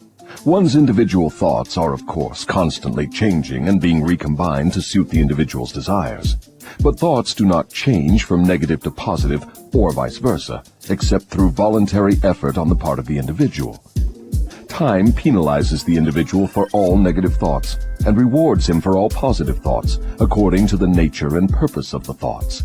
If one's dominating thoughts are negative, time penalizes the individual by building in his mind the habit of negative thinking, and then proceeds to solidify this habit into permanency every second of its existence. Positive thoughts are likewise woven by time into permanent habits. The term permanency, of course, refers to the natural life of the individual. In the strict sense of the term, nothing is permanent. Time converts thought habits into what might be called permanency during the life of the individual. Now I have a better understanding of how time works. What other characteristics has time in connection with the earthly destiny of human beings? Time is nature's seasoning influence through which human experience may be ripened into wisdom.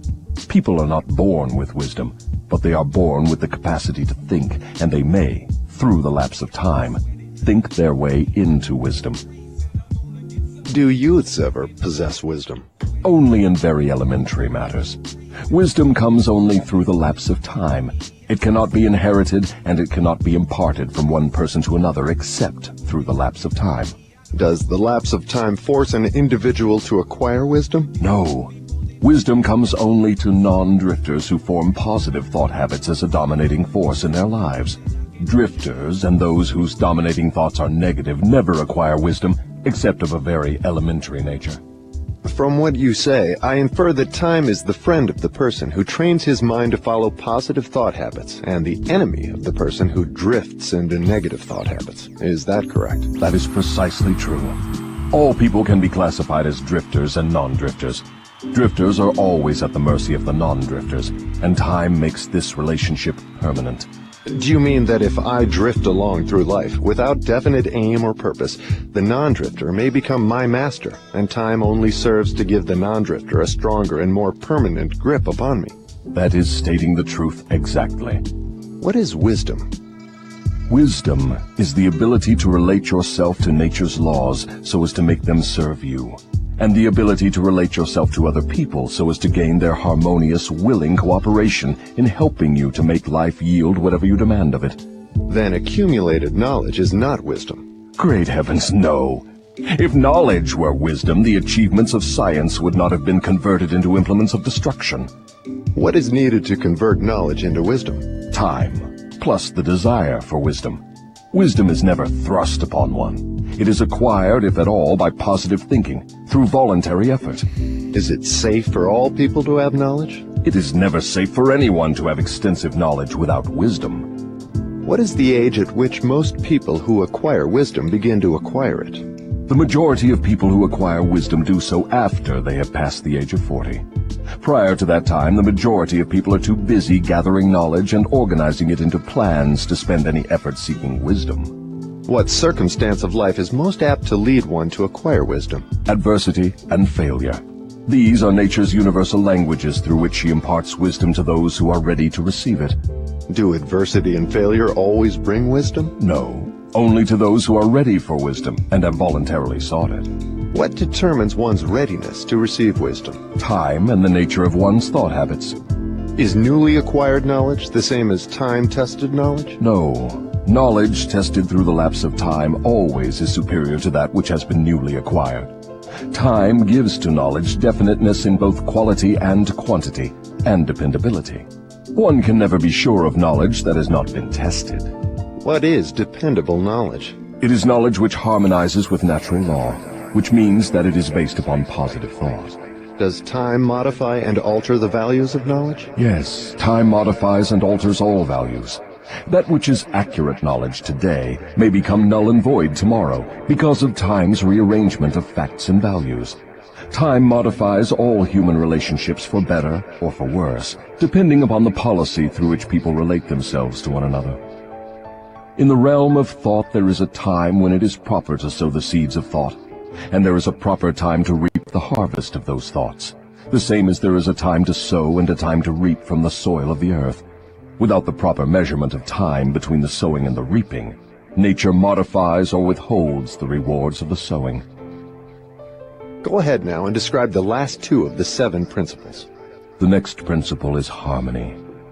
Throughout nature, one may find evidences that all natural law moves in an orderly manner, through the law of harmony.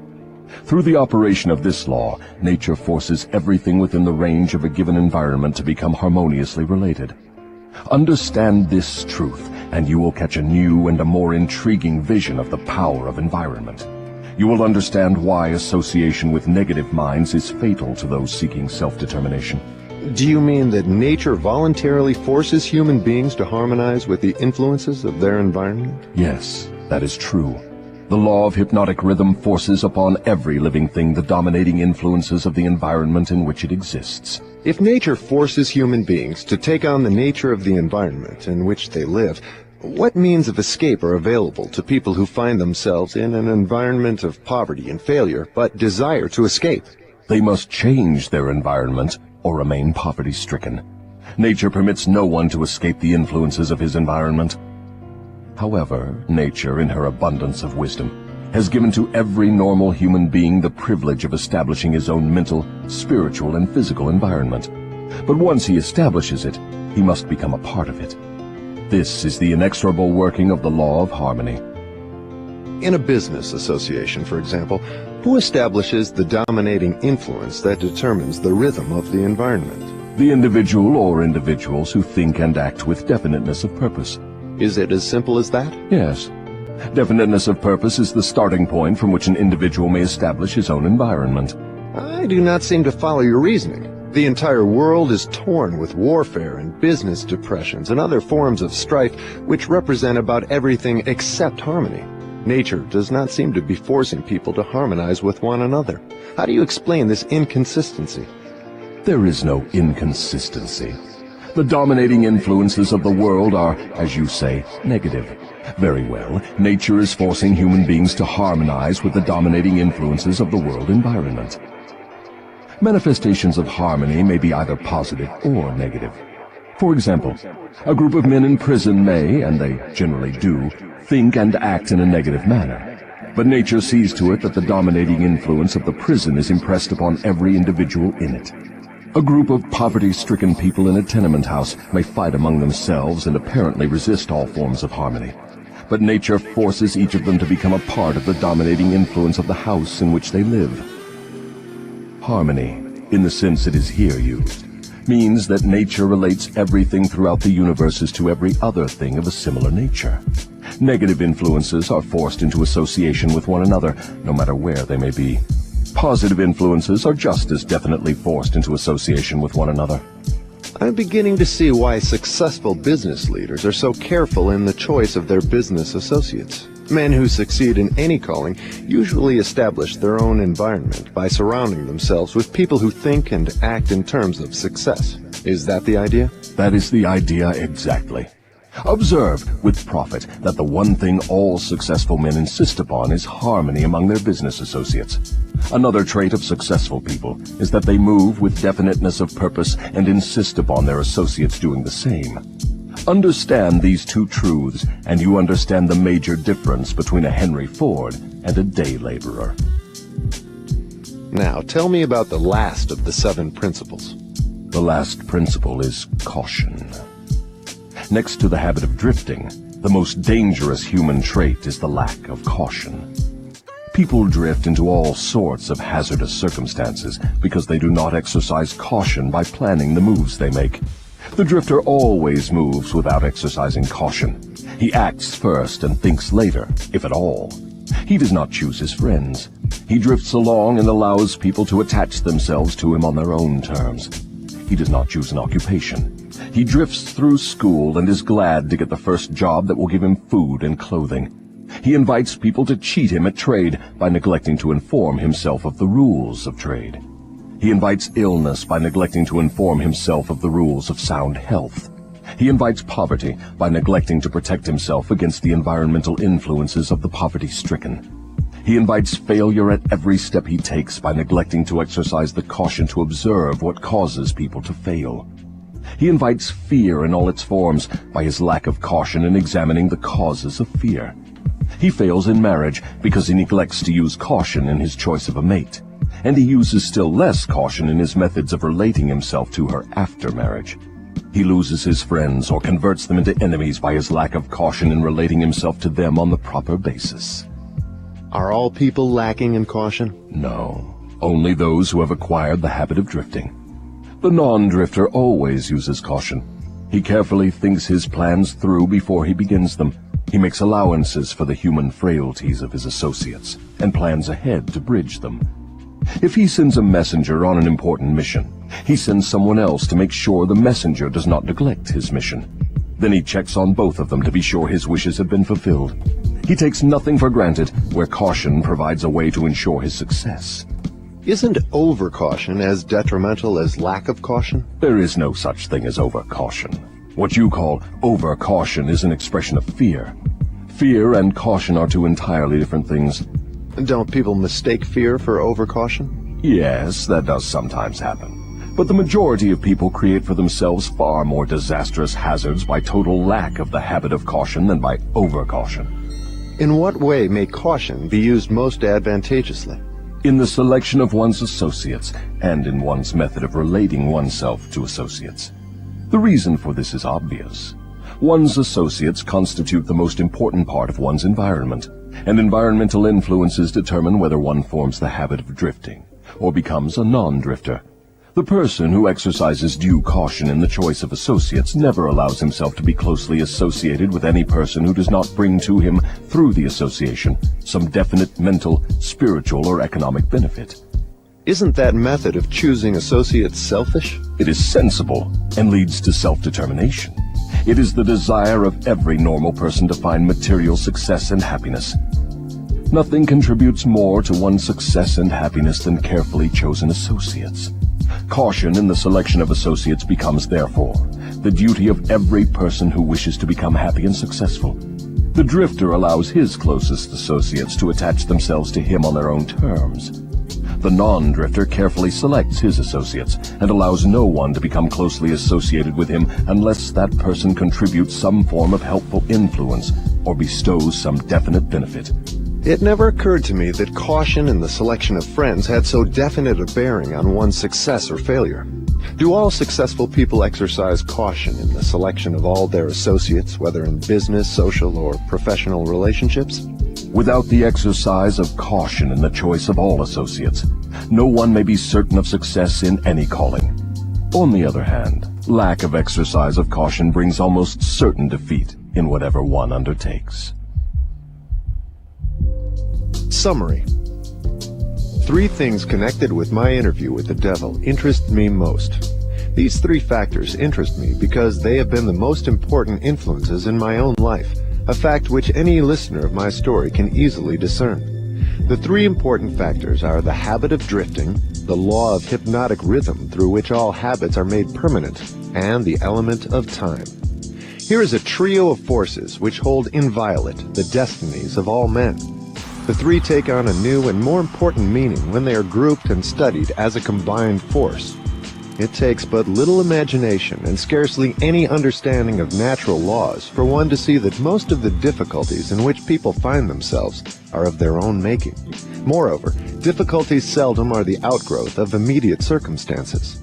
They are generally the climax of a series of circumstances which have been consolidated through the habit of drifting and with the aid of time. Samuel Insull did not lose his $4 billion industrial empire as the result of the Depression. He began losing it long before the Depression, when he became the victim of a group of women who flattered him into turning his talents from public utilities to grand opera. If ever a man in a high position in the financial world went down because of the power of drifting, hypnotic rhythm, and time, that man was Samuel Insull. I am writing from accurate knowledge of Mr. Insull and the cause of his troubles dating from the time that I served with him during the World War to the time of his ill-advised attempt to run away from himself. Henry Ford went through the same depression that swept Mr. Insull under, but Ford came out on top without a scratch. Do you want to know the reason? I'll tell you. Ford has the habit of not drifting on any subject. Time is Ford's friend, because he has formed the habit of using it in a positive, constructive manner with the aid of thoughts of his own making, woven into plans of his own creation. Take any circumstance you wish, measure it with reference to its relationship to the habit of drifting, hypnotic rhythm, and time, and you may ascertain accurately the cause of all success and all failure. Franklin D. Roosevelt went into office with a bang during his first term. He had but one major purpose in mind, and that was very definite. It was to stop the stampede of fear and start people to thinking and talking in terms of business recovery instead of business depression. In carrying out that purpose, there was no drifting. The forces of the entire nation were consolidated and moved as one to help carry out the president's definite purpose. For the first time in the history of America, the newspapers of all political leanings, the churches of all denominations, the people of all races and colors, and the political organizations of all brands united themselves into one stupendous power for the sole purpose of helping the president restore faith and normal business relationships in the country. In a conference held between the president and a group of emergency advisors a few days after he went into office, I asked him what was his major problem. He replied, "It is not a question of majors and minors. We have but one problem, and that is to stop fear and supplant it with faith." Before the end of his first year in office, the president had stopped fear and supplanted it by faith, and the nation was slowly but surely on the way out of the jungle of depression. By the end of his first term, mark well the element of lapse of time, the president had so effectively consolidated the forces of American business and private life that he had an entire nation in back of him, ready, willing, and enthusiastically desirous of following his lead, no matter which way he went. These are facts well known to everyone who reads newspapers or listens to the radio. Then came another presidential election and the opportunity for the people to express their faith in their leader. They expressed it in a landslide without precedent in American politics, and the president went into office a second time with an almost unanimous electorate vote, with only 2 states meekly dissenting. Now observe how the wheel of life began to reverse itself and turn back in the other direction. The president changed his policy from definiteness of purpose to indefiniteness and drifting. His change of policy split the powerful labor group and turned more than half of it against him. It split the almost solid following he held in both houses of Congress, and more important than all this, it split the American people into pro and anti-groups, with the result that about all the president had left of his original political assets was his $1 million smile and his ready handshake. Obviously, not enough to enable him to regain the power he once wielded in American life. Here, then, we have an excellent example of a man who skyrocketed to great power through definiteness of purpose and belly flop to the starting point by his habit of drifting. In both his rise and his fall can be seen clearly the operation of the principles of drifting and non-drifting reaching a climax through the power of hypnotic rhythm and time. All my life, the devil had a dramatic story to tell of his dealings with me. He saw me drift in and out of scores of business opportunities for which many would have given a king's ransom. He saw me drifting in my policy of relating myself to others, particularly in my lack of caution in business dealings. The circumstance which saved me from fatal control of the law of hypnotic rhythm was the definiteness of purpose with which, at long last, I dedicated my entire life to the organization of a philosophy of individual achievement. I drifted at one time or another on all my minor whims and endeavors, but my drifting was offset by my major purpose, which was sufficient to restore my courage and start me once more in the quest of knowledge every time I was defeated in connection with my minor aims. I learned something of the hazardous nature of the habit of drifting while engaged in analyzing more than 25,000 people in connection with the organization of the law of success. These analyses showed that only 2 out of every 100 have a definite major aim in life. The other 98 were caught by the habit of drifting. It seems more than a coincidence that my analyses clearly corroborated the devil's claim that he controls 98 out of every 100 people because of their habit of drifting. Looking back over my own career, I can see clearly that I could have avoided the majority of the temporary defeats with which I met if I had been definitely following a plan for the attainment of my major purpose in life. From my experience in having analyzed the problems of more than 5,000 families, I know definitely that the majority of married people who get out of harmony with each other do so because of the accumulation of a great number of little circumstances in their married relationship, which could have been cleared up and disposed of as they arose if there had been a definite policy to do so. They do not live their married life with definiteness of purpose. So the story has gone, all back down the ages. The man with the most definite plan and purpose and the most power rides on to victory. The others scurry for cover and get crushed under the heels of those who are more determined. The answer is not hard to find. There is no use looking toward high heaven for it. For my part, I would prefer to seek the answer from the devil, for he would tell me quickly enough that victory goes to the people who know what they want and are determined to have it. They have mastered the habit of drifting. They have definite policies, definite plans, and definite objectives. Their opposition, which may outnumber them very greatly, has no chance against them because the opposition has no plan, no purpose, no policy except that of drifting along, hoping that something may turn up to help them. In those 3 brief sentences, you have the sum and the substance of the difference between success and failure, power and lack of it. We come now near to the end of our visit through this book. If we were to try to state in one brief sentence the most important part of that which I have tried to convey through the book, it would be something like this. One's dominating desires can be crystallized into their physical equivalents through definiteness of purpose backed by definiteness of plans, with the aid of nature's law of hypnotic rhythm and time. There you have the positive phase of the philosophy of individual achievement I've tried to describe through this book, brought down to an irreducible minimum of brevity and simplicity. If you expand the philosophy for the purpose of adapting it to the circumstances of life, you find that it is as broad as life itself, that it covers all human relationships, all human thoughts, aims, and desires. So here we are, at the end of the strangest of all the thousands of interviews I have had with the great and the near great, over a period of 50 years of labor, in my search for the truths of life that lead to happiness and economic security. How strange indeed that after having had active cooperation from men such as Carnegie, Edison, and Ford, I should have been compelled, finally, to go to the devil for a working knowledge of the greatest of all the principles uncovered in my quest for truth.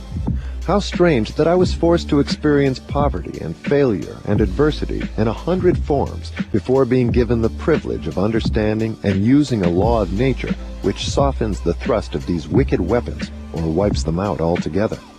But the strangest of all this dramatic experience which life has provided me is the simplicity of the law through which, if I had understood it, I could have transmuted my desires into substantial form without having to undergo so many years of hardship and misery. I find now, at the end of my interview with the devil, that I had been carrying in my own pockets the matches with which the fires of adversity were being touched off. And I find, too, that the water with which those fires were finally extinguished was at my command in great abundance. I searched for the philosopher's lodestone with which failure may be converted into success, only to learn that both success and failure are the results of day-to-day evolutionary forces through which dominating thoughts are pieced together bit by bit and woven into the things we want or the things we do not want, according to the nature of those thoughts. How unfortunate that I did not understand this truth from the time that I reached the age of reason, for if I had understood it then, I might have been able to go around some of the hurdles I've been forced to jump as I walked through the valley of the shadow of life. The story of my interview with the devil is now in your hands. The benefits you will receive from it will be in exact proportion to the thought it inspires in you. To benefit from listening to the interview, you need not agree with every portion of it. You have only to think and to reach your own conclusions concerning every part of it. How reasonable that is. You are the judge and the jury and the attorney for both the prosecution and the defense. If you do not win your case, the loss and the cause thereof will be yours.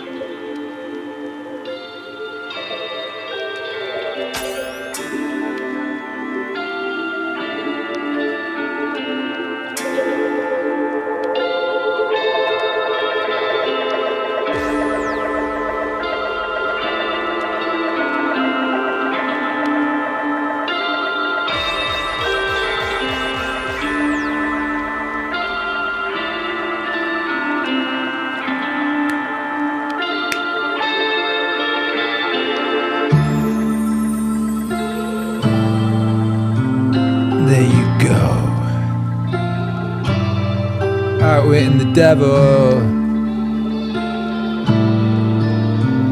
Napoleon Hill.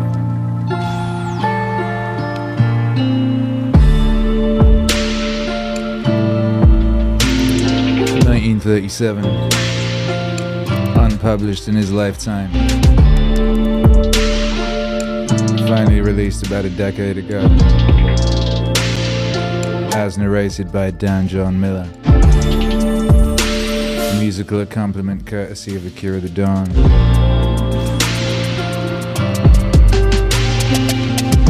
For a detailed track listing of the instrumentals used in this live score. This DJ Lo-Fi live score thing. Check the description of this broadcast.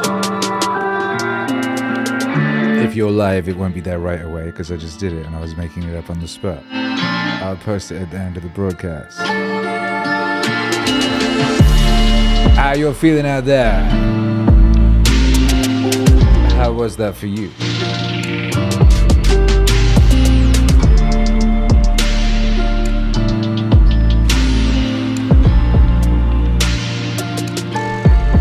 Yeah.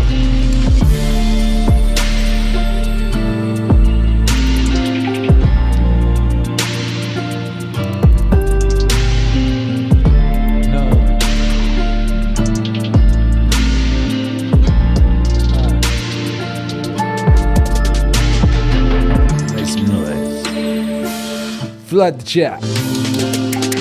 Richard says, wow, just wow. I gotta read off this.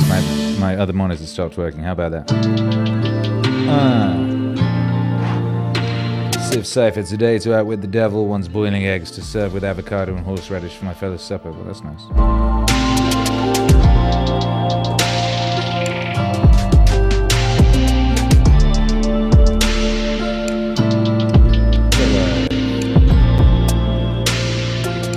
If I were the devil.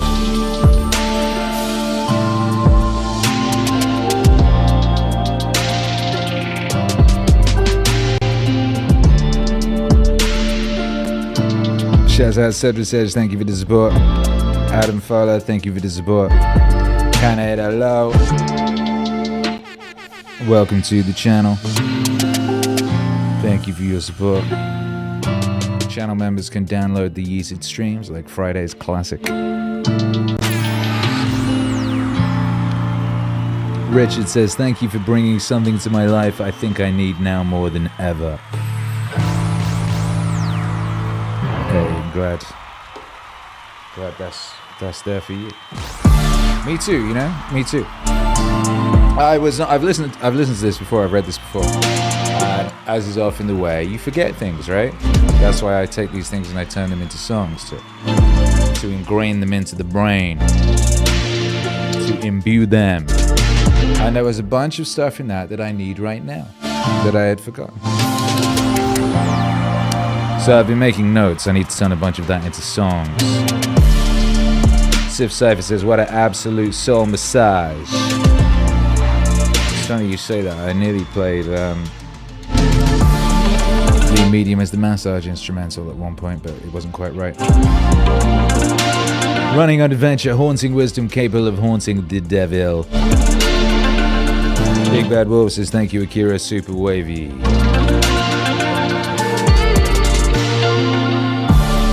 Pine Gas, haunt the devil, I like that. Finn Jansen came at a good time.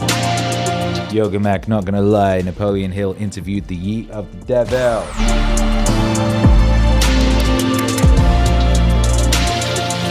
He sure did, you know. He had a lot of experience in manners that would allow him to have such awareness of the goings on of the devil. We might look more into Napoleon Hill. There's more of his stuff I wanna wave, you know. Full Killer said it was a good vibe. We'll have to re-listen. Yes, you will. Now you can. Robert O'Day, that was some deep Meaningwave. Canada Love says, looking amazing, Akira. Hey, thank you. That's nice of you. Bungie Animator says, drifting is such a useful concept. Definitely a frequent victim. Yeah, it is. And it's funny because it's an old-ass concept. Like I said, it's in Meditations Volume 2. There's a whole song. Jocko references it quite often. And it's really what it is.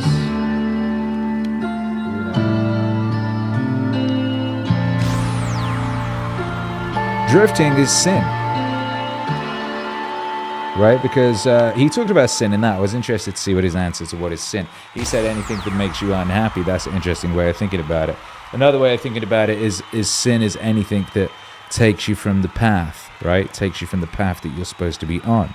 And if you're not on the path you're supposed to be on, a side effect of that is unhappiness. That's why I say that happiness is a side effect of meaning, right? Because if you're on the path of meaning, a side effect of that just happens to be happiness.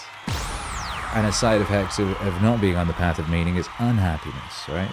Sin is anything that takes you off the path. Sin is anything that leads to drifting from the path. So therefore drifting, that's sin, ain't it? Ain't that just that, hey, ain't it just that? You know what I mean? This is all good to know. Shouts out to that, then. I think that's gonna be a useful one. Where is the track I wanted to play? I just wanted to play it in the background nicely, you know? Yeah, there you go. Shooby-dooby, shooby-dooby. Ah, there you go, how nice. Well, if that ain't nice, I don't know what is. Akira. Oh, that's working back now.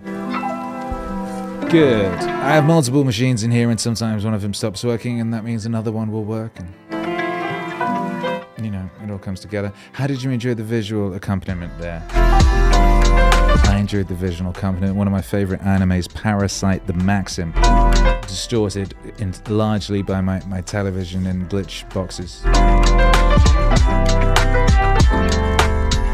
Yoga Mac, the medium is the massage. That's right.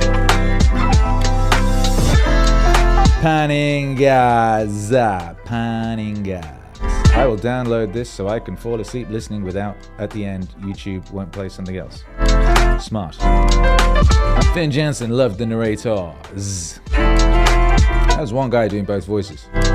Pretty impressive. He did a great job. He's a professional. Yoga Mac, back to back.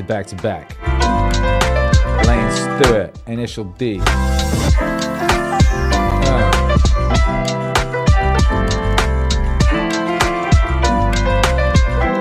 What's up? Panning Gas says, what is the PayPal? That's a good question. Meaningwave.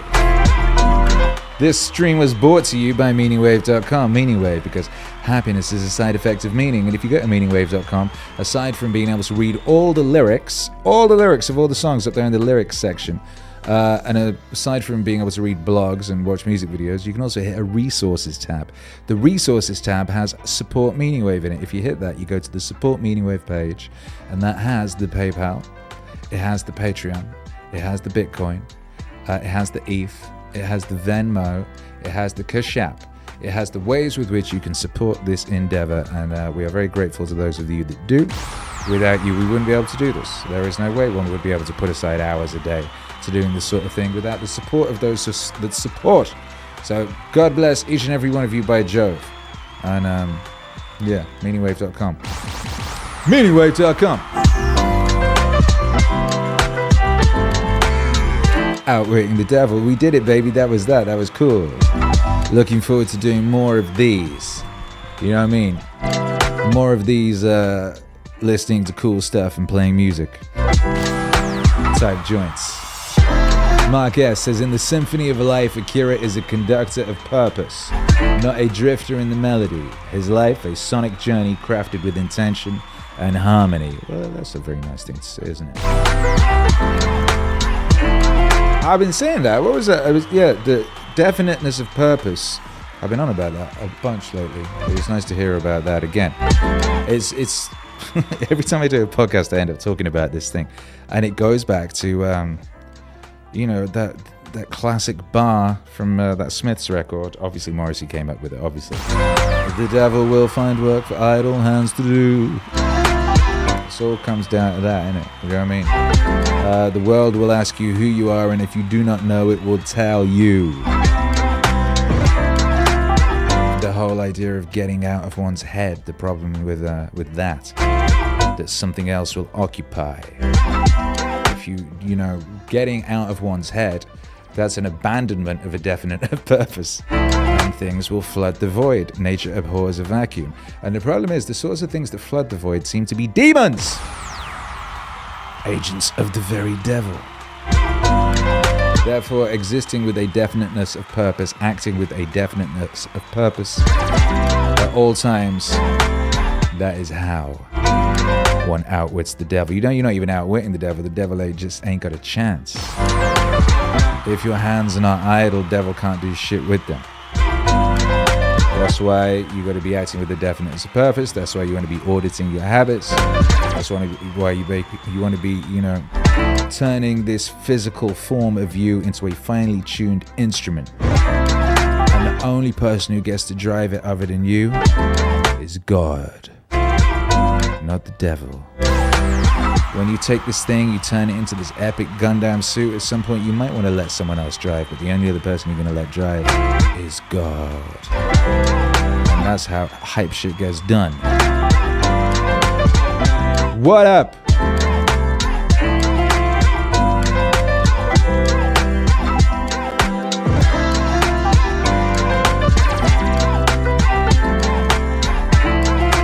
Maintain your freedom. Maintain your freedom. Maintain your freedom.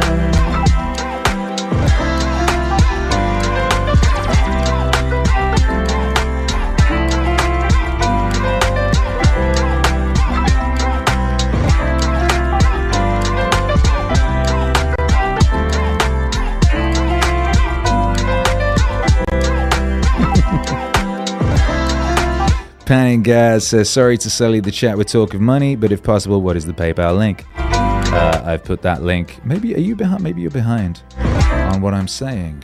Anyway, we've put the link in the chat to the support page of Meaningwave.com, which has got the PayPal in it.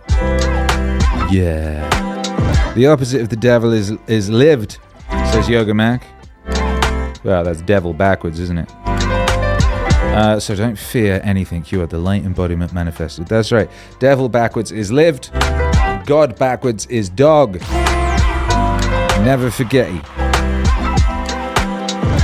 Woo! Sif Cypher says, we were just talking yesterday about how when you get rid of superfluous things and thoughts and replace them with thanks, I'm ready to receive now, so many gifts will take over. Are you ready? You know what I mean? Are you ready? So here's the thing. If you want something to come into your life, you gotta make room. You know what I mean? Sometimes you gotta make room. If you want something to come into your life, you gotta make room for that thing. You know what I mean? So please come in. You ready, baby? Let's frickin' go. Are we ready, baby? I'm ready for, I'm ready.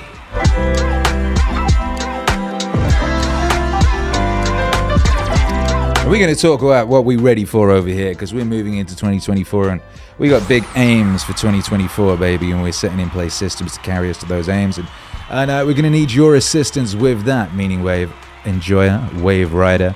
You are going to be helping us, if you so wish, in achieving our aims of taking Meaningwave to where it needs to go and where we all need to go.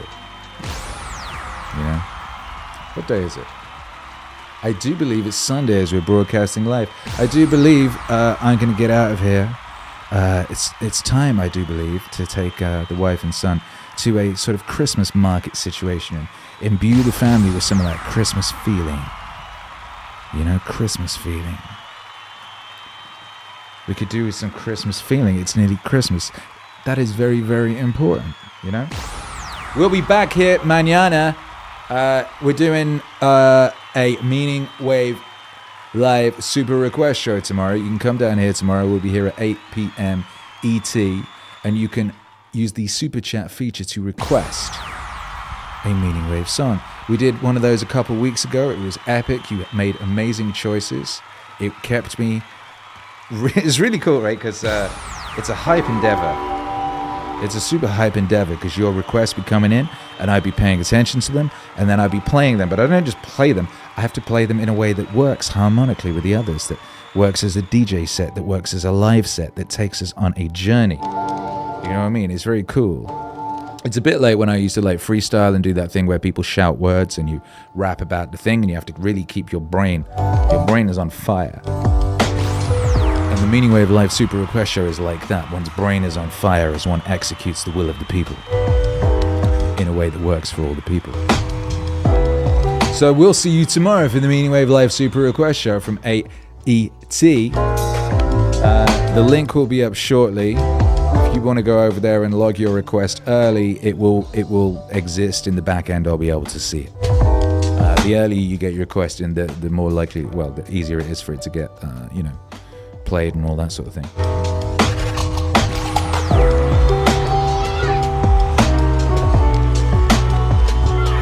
Fool Killer says, I always worry about finding requests that vibe. Fool Killer, don't worry. You don't know enough to worry. Worry is praying to the devil. Worry is praying for what you don't want. Fool Killer, you have great taste. I'm sure whatever you think of will be the right thing. You know what I mean? In harmony, that's right. That's right. Christmas time is here, brothers and sisters. It is so close. Can you feel it? Can you feel it? Can you feel it in the words of the Jackson 5? Well, the Jacksons, when that song came out. We did it, baby. We outwitted the devil. We had a wonderful stream. We had 2 streams in a row at the same time. The devil tried to take down the stream. The devil failed. We win. We win. We are Meaningwave victorious. God wins. So long as one has a definiteness of purpose and one is not distracted or taken off the path by fear or a lack of emotional control or whatever it is, the devil cannot win. Thank you for being here, brothers and sisters. Thank you to everyone who supported the stream. Remember, if you want to support the stream, go to meaningwave.com. There are links there for you in the resources tab. We'll be back tomorrow with that super request show. Love to you and your family. Merry, Merry, Merry, Merry Christmas.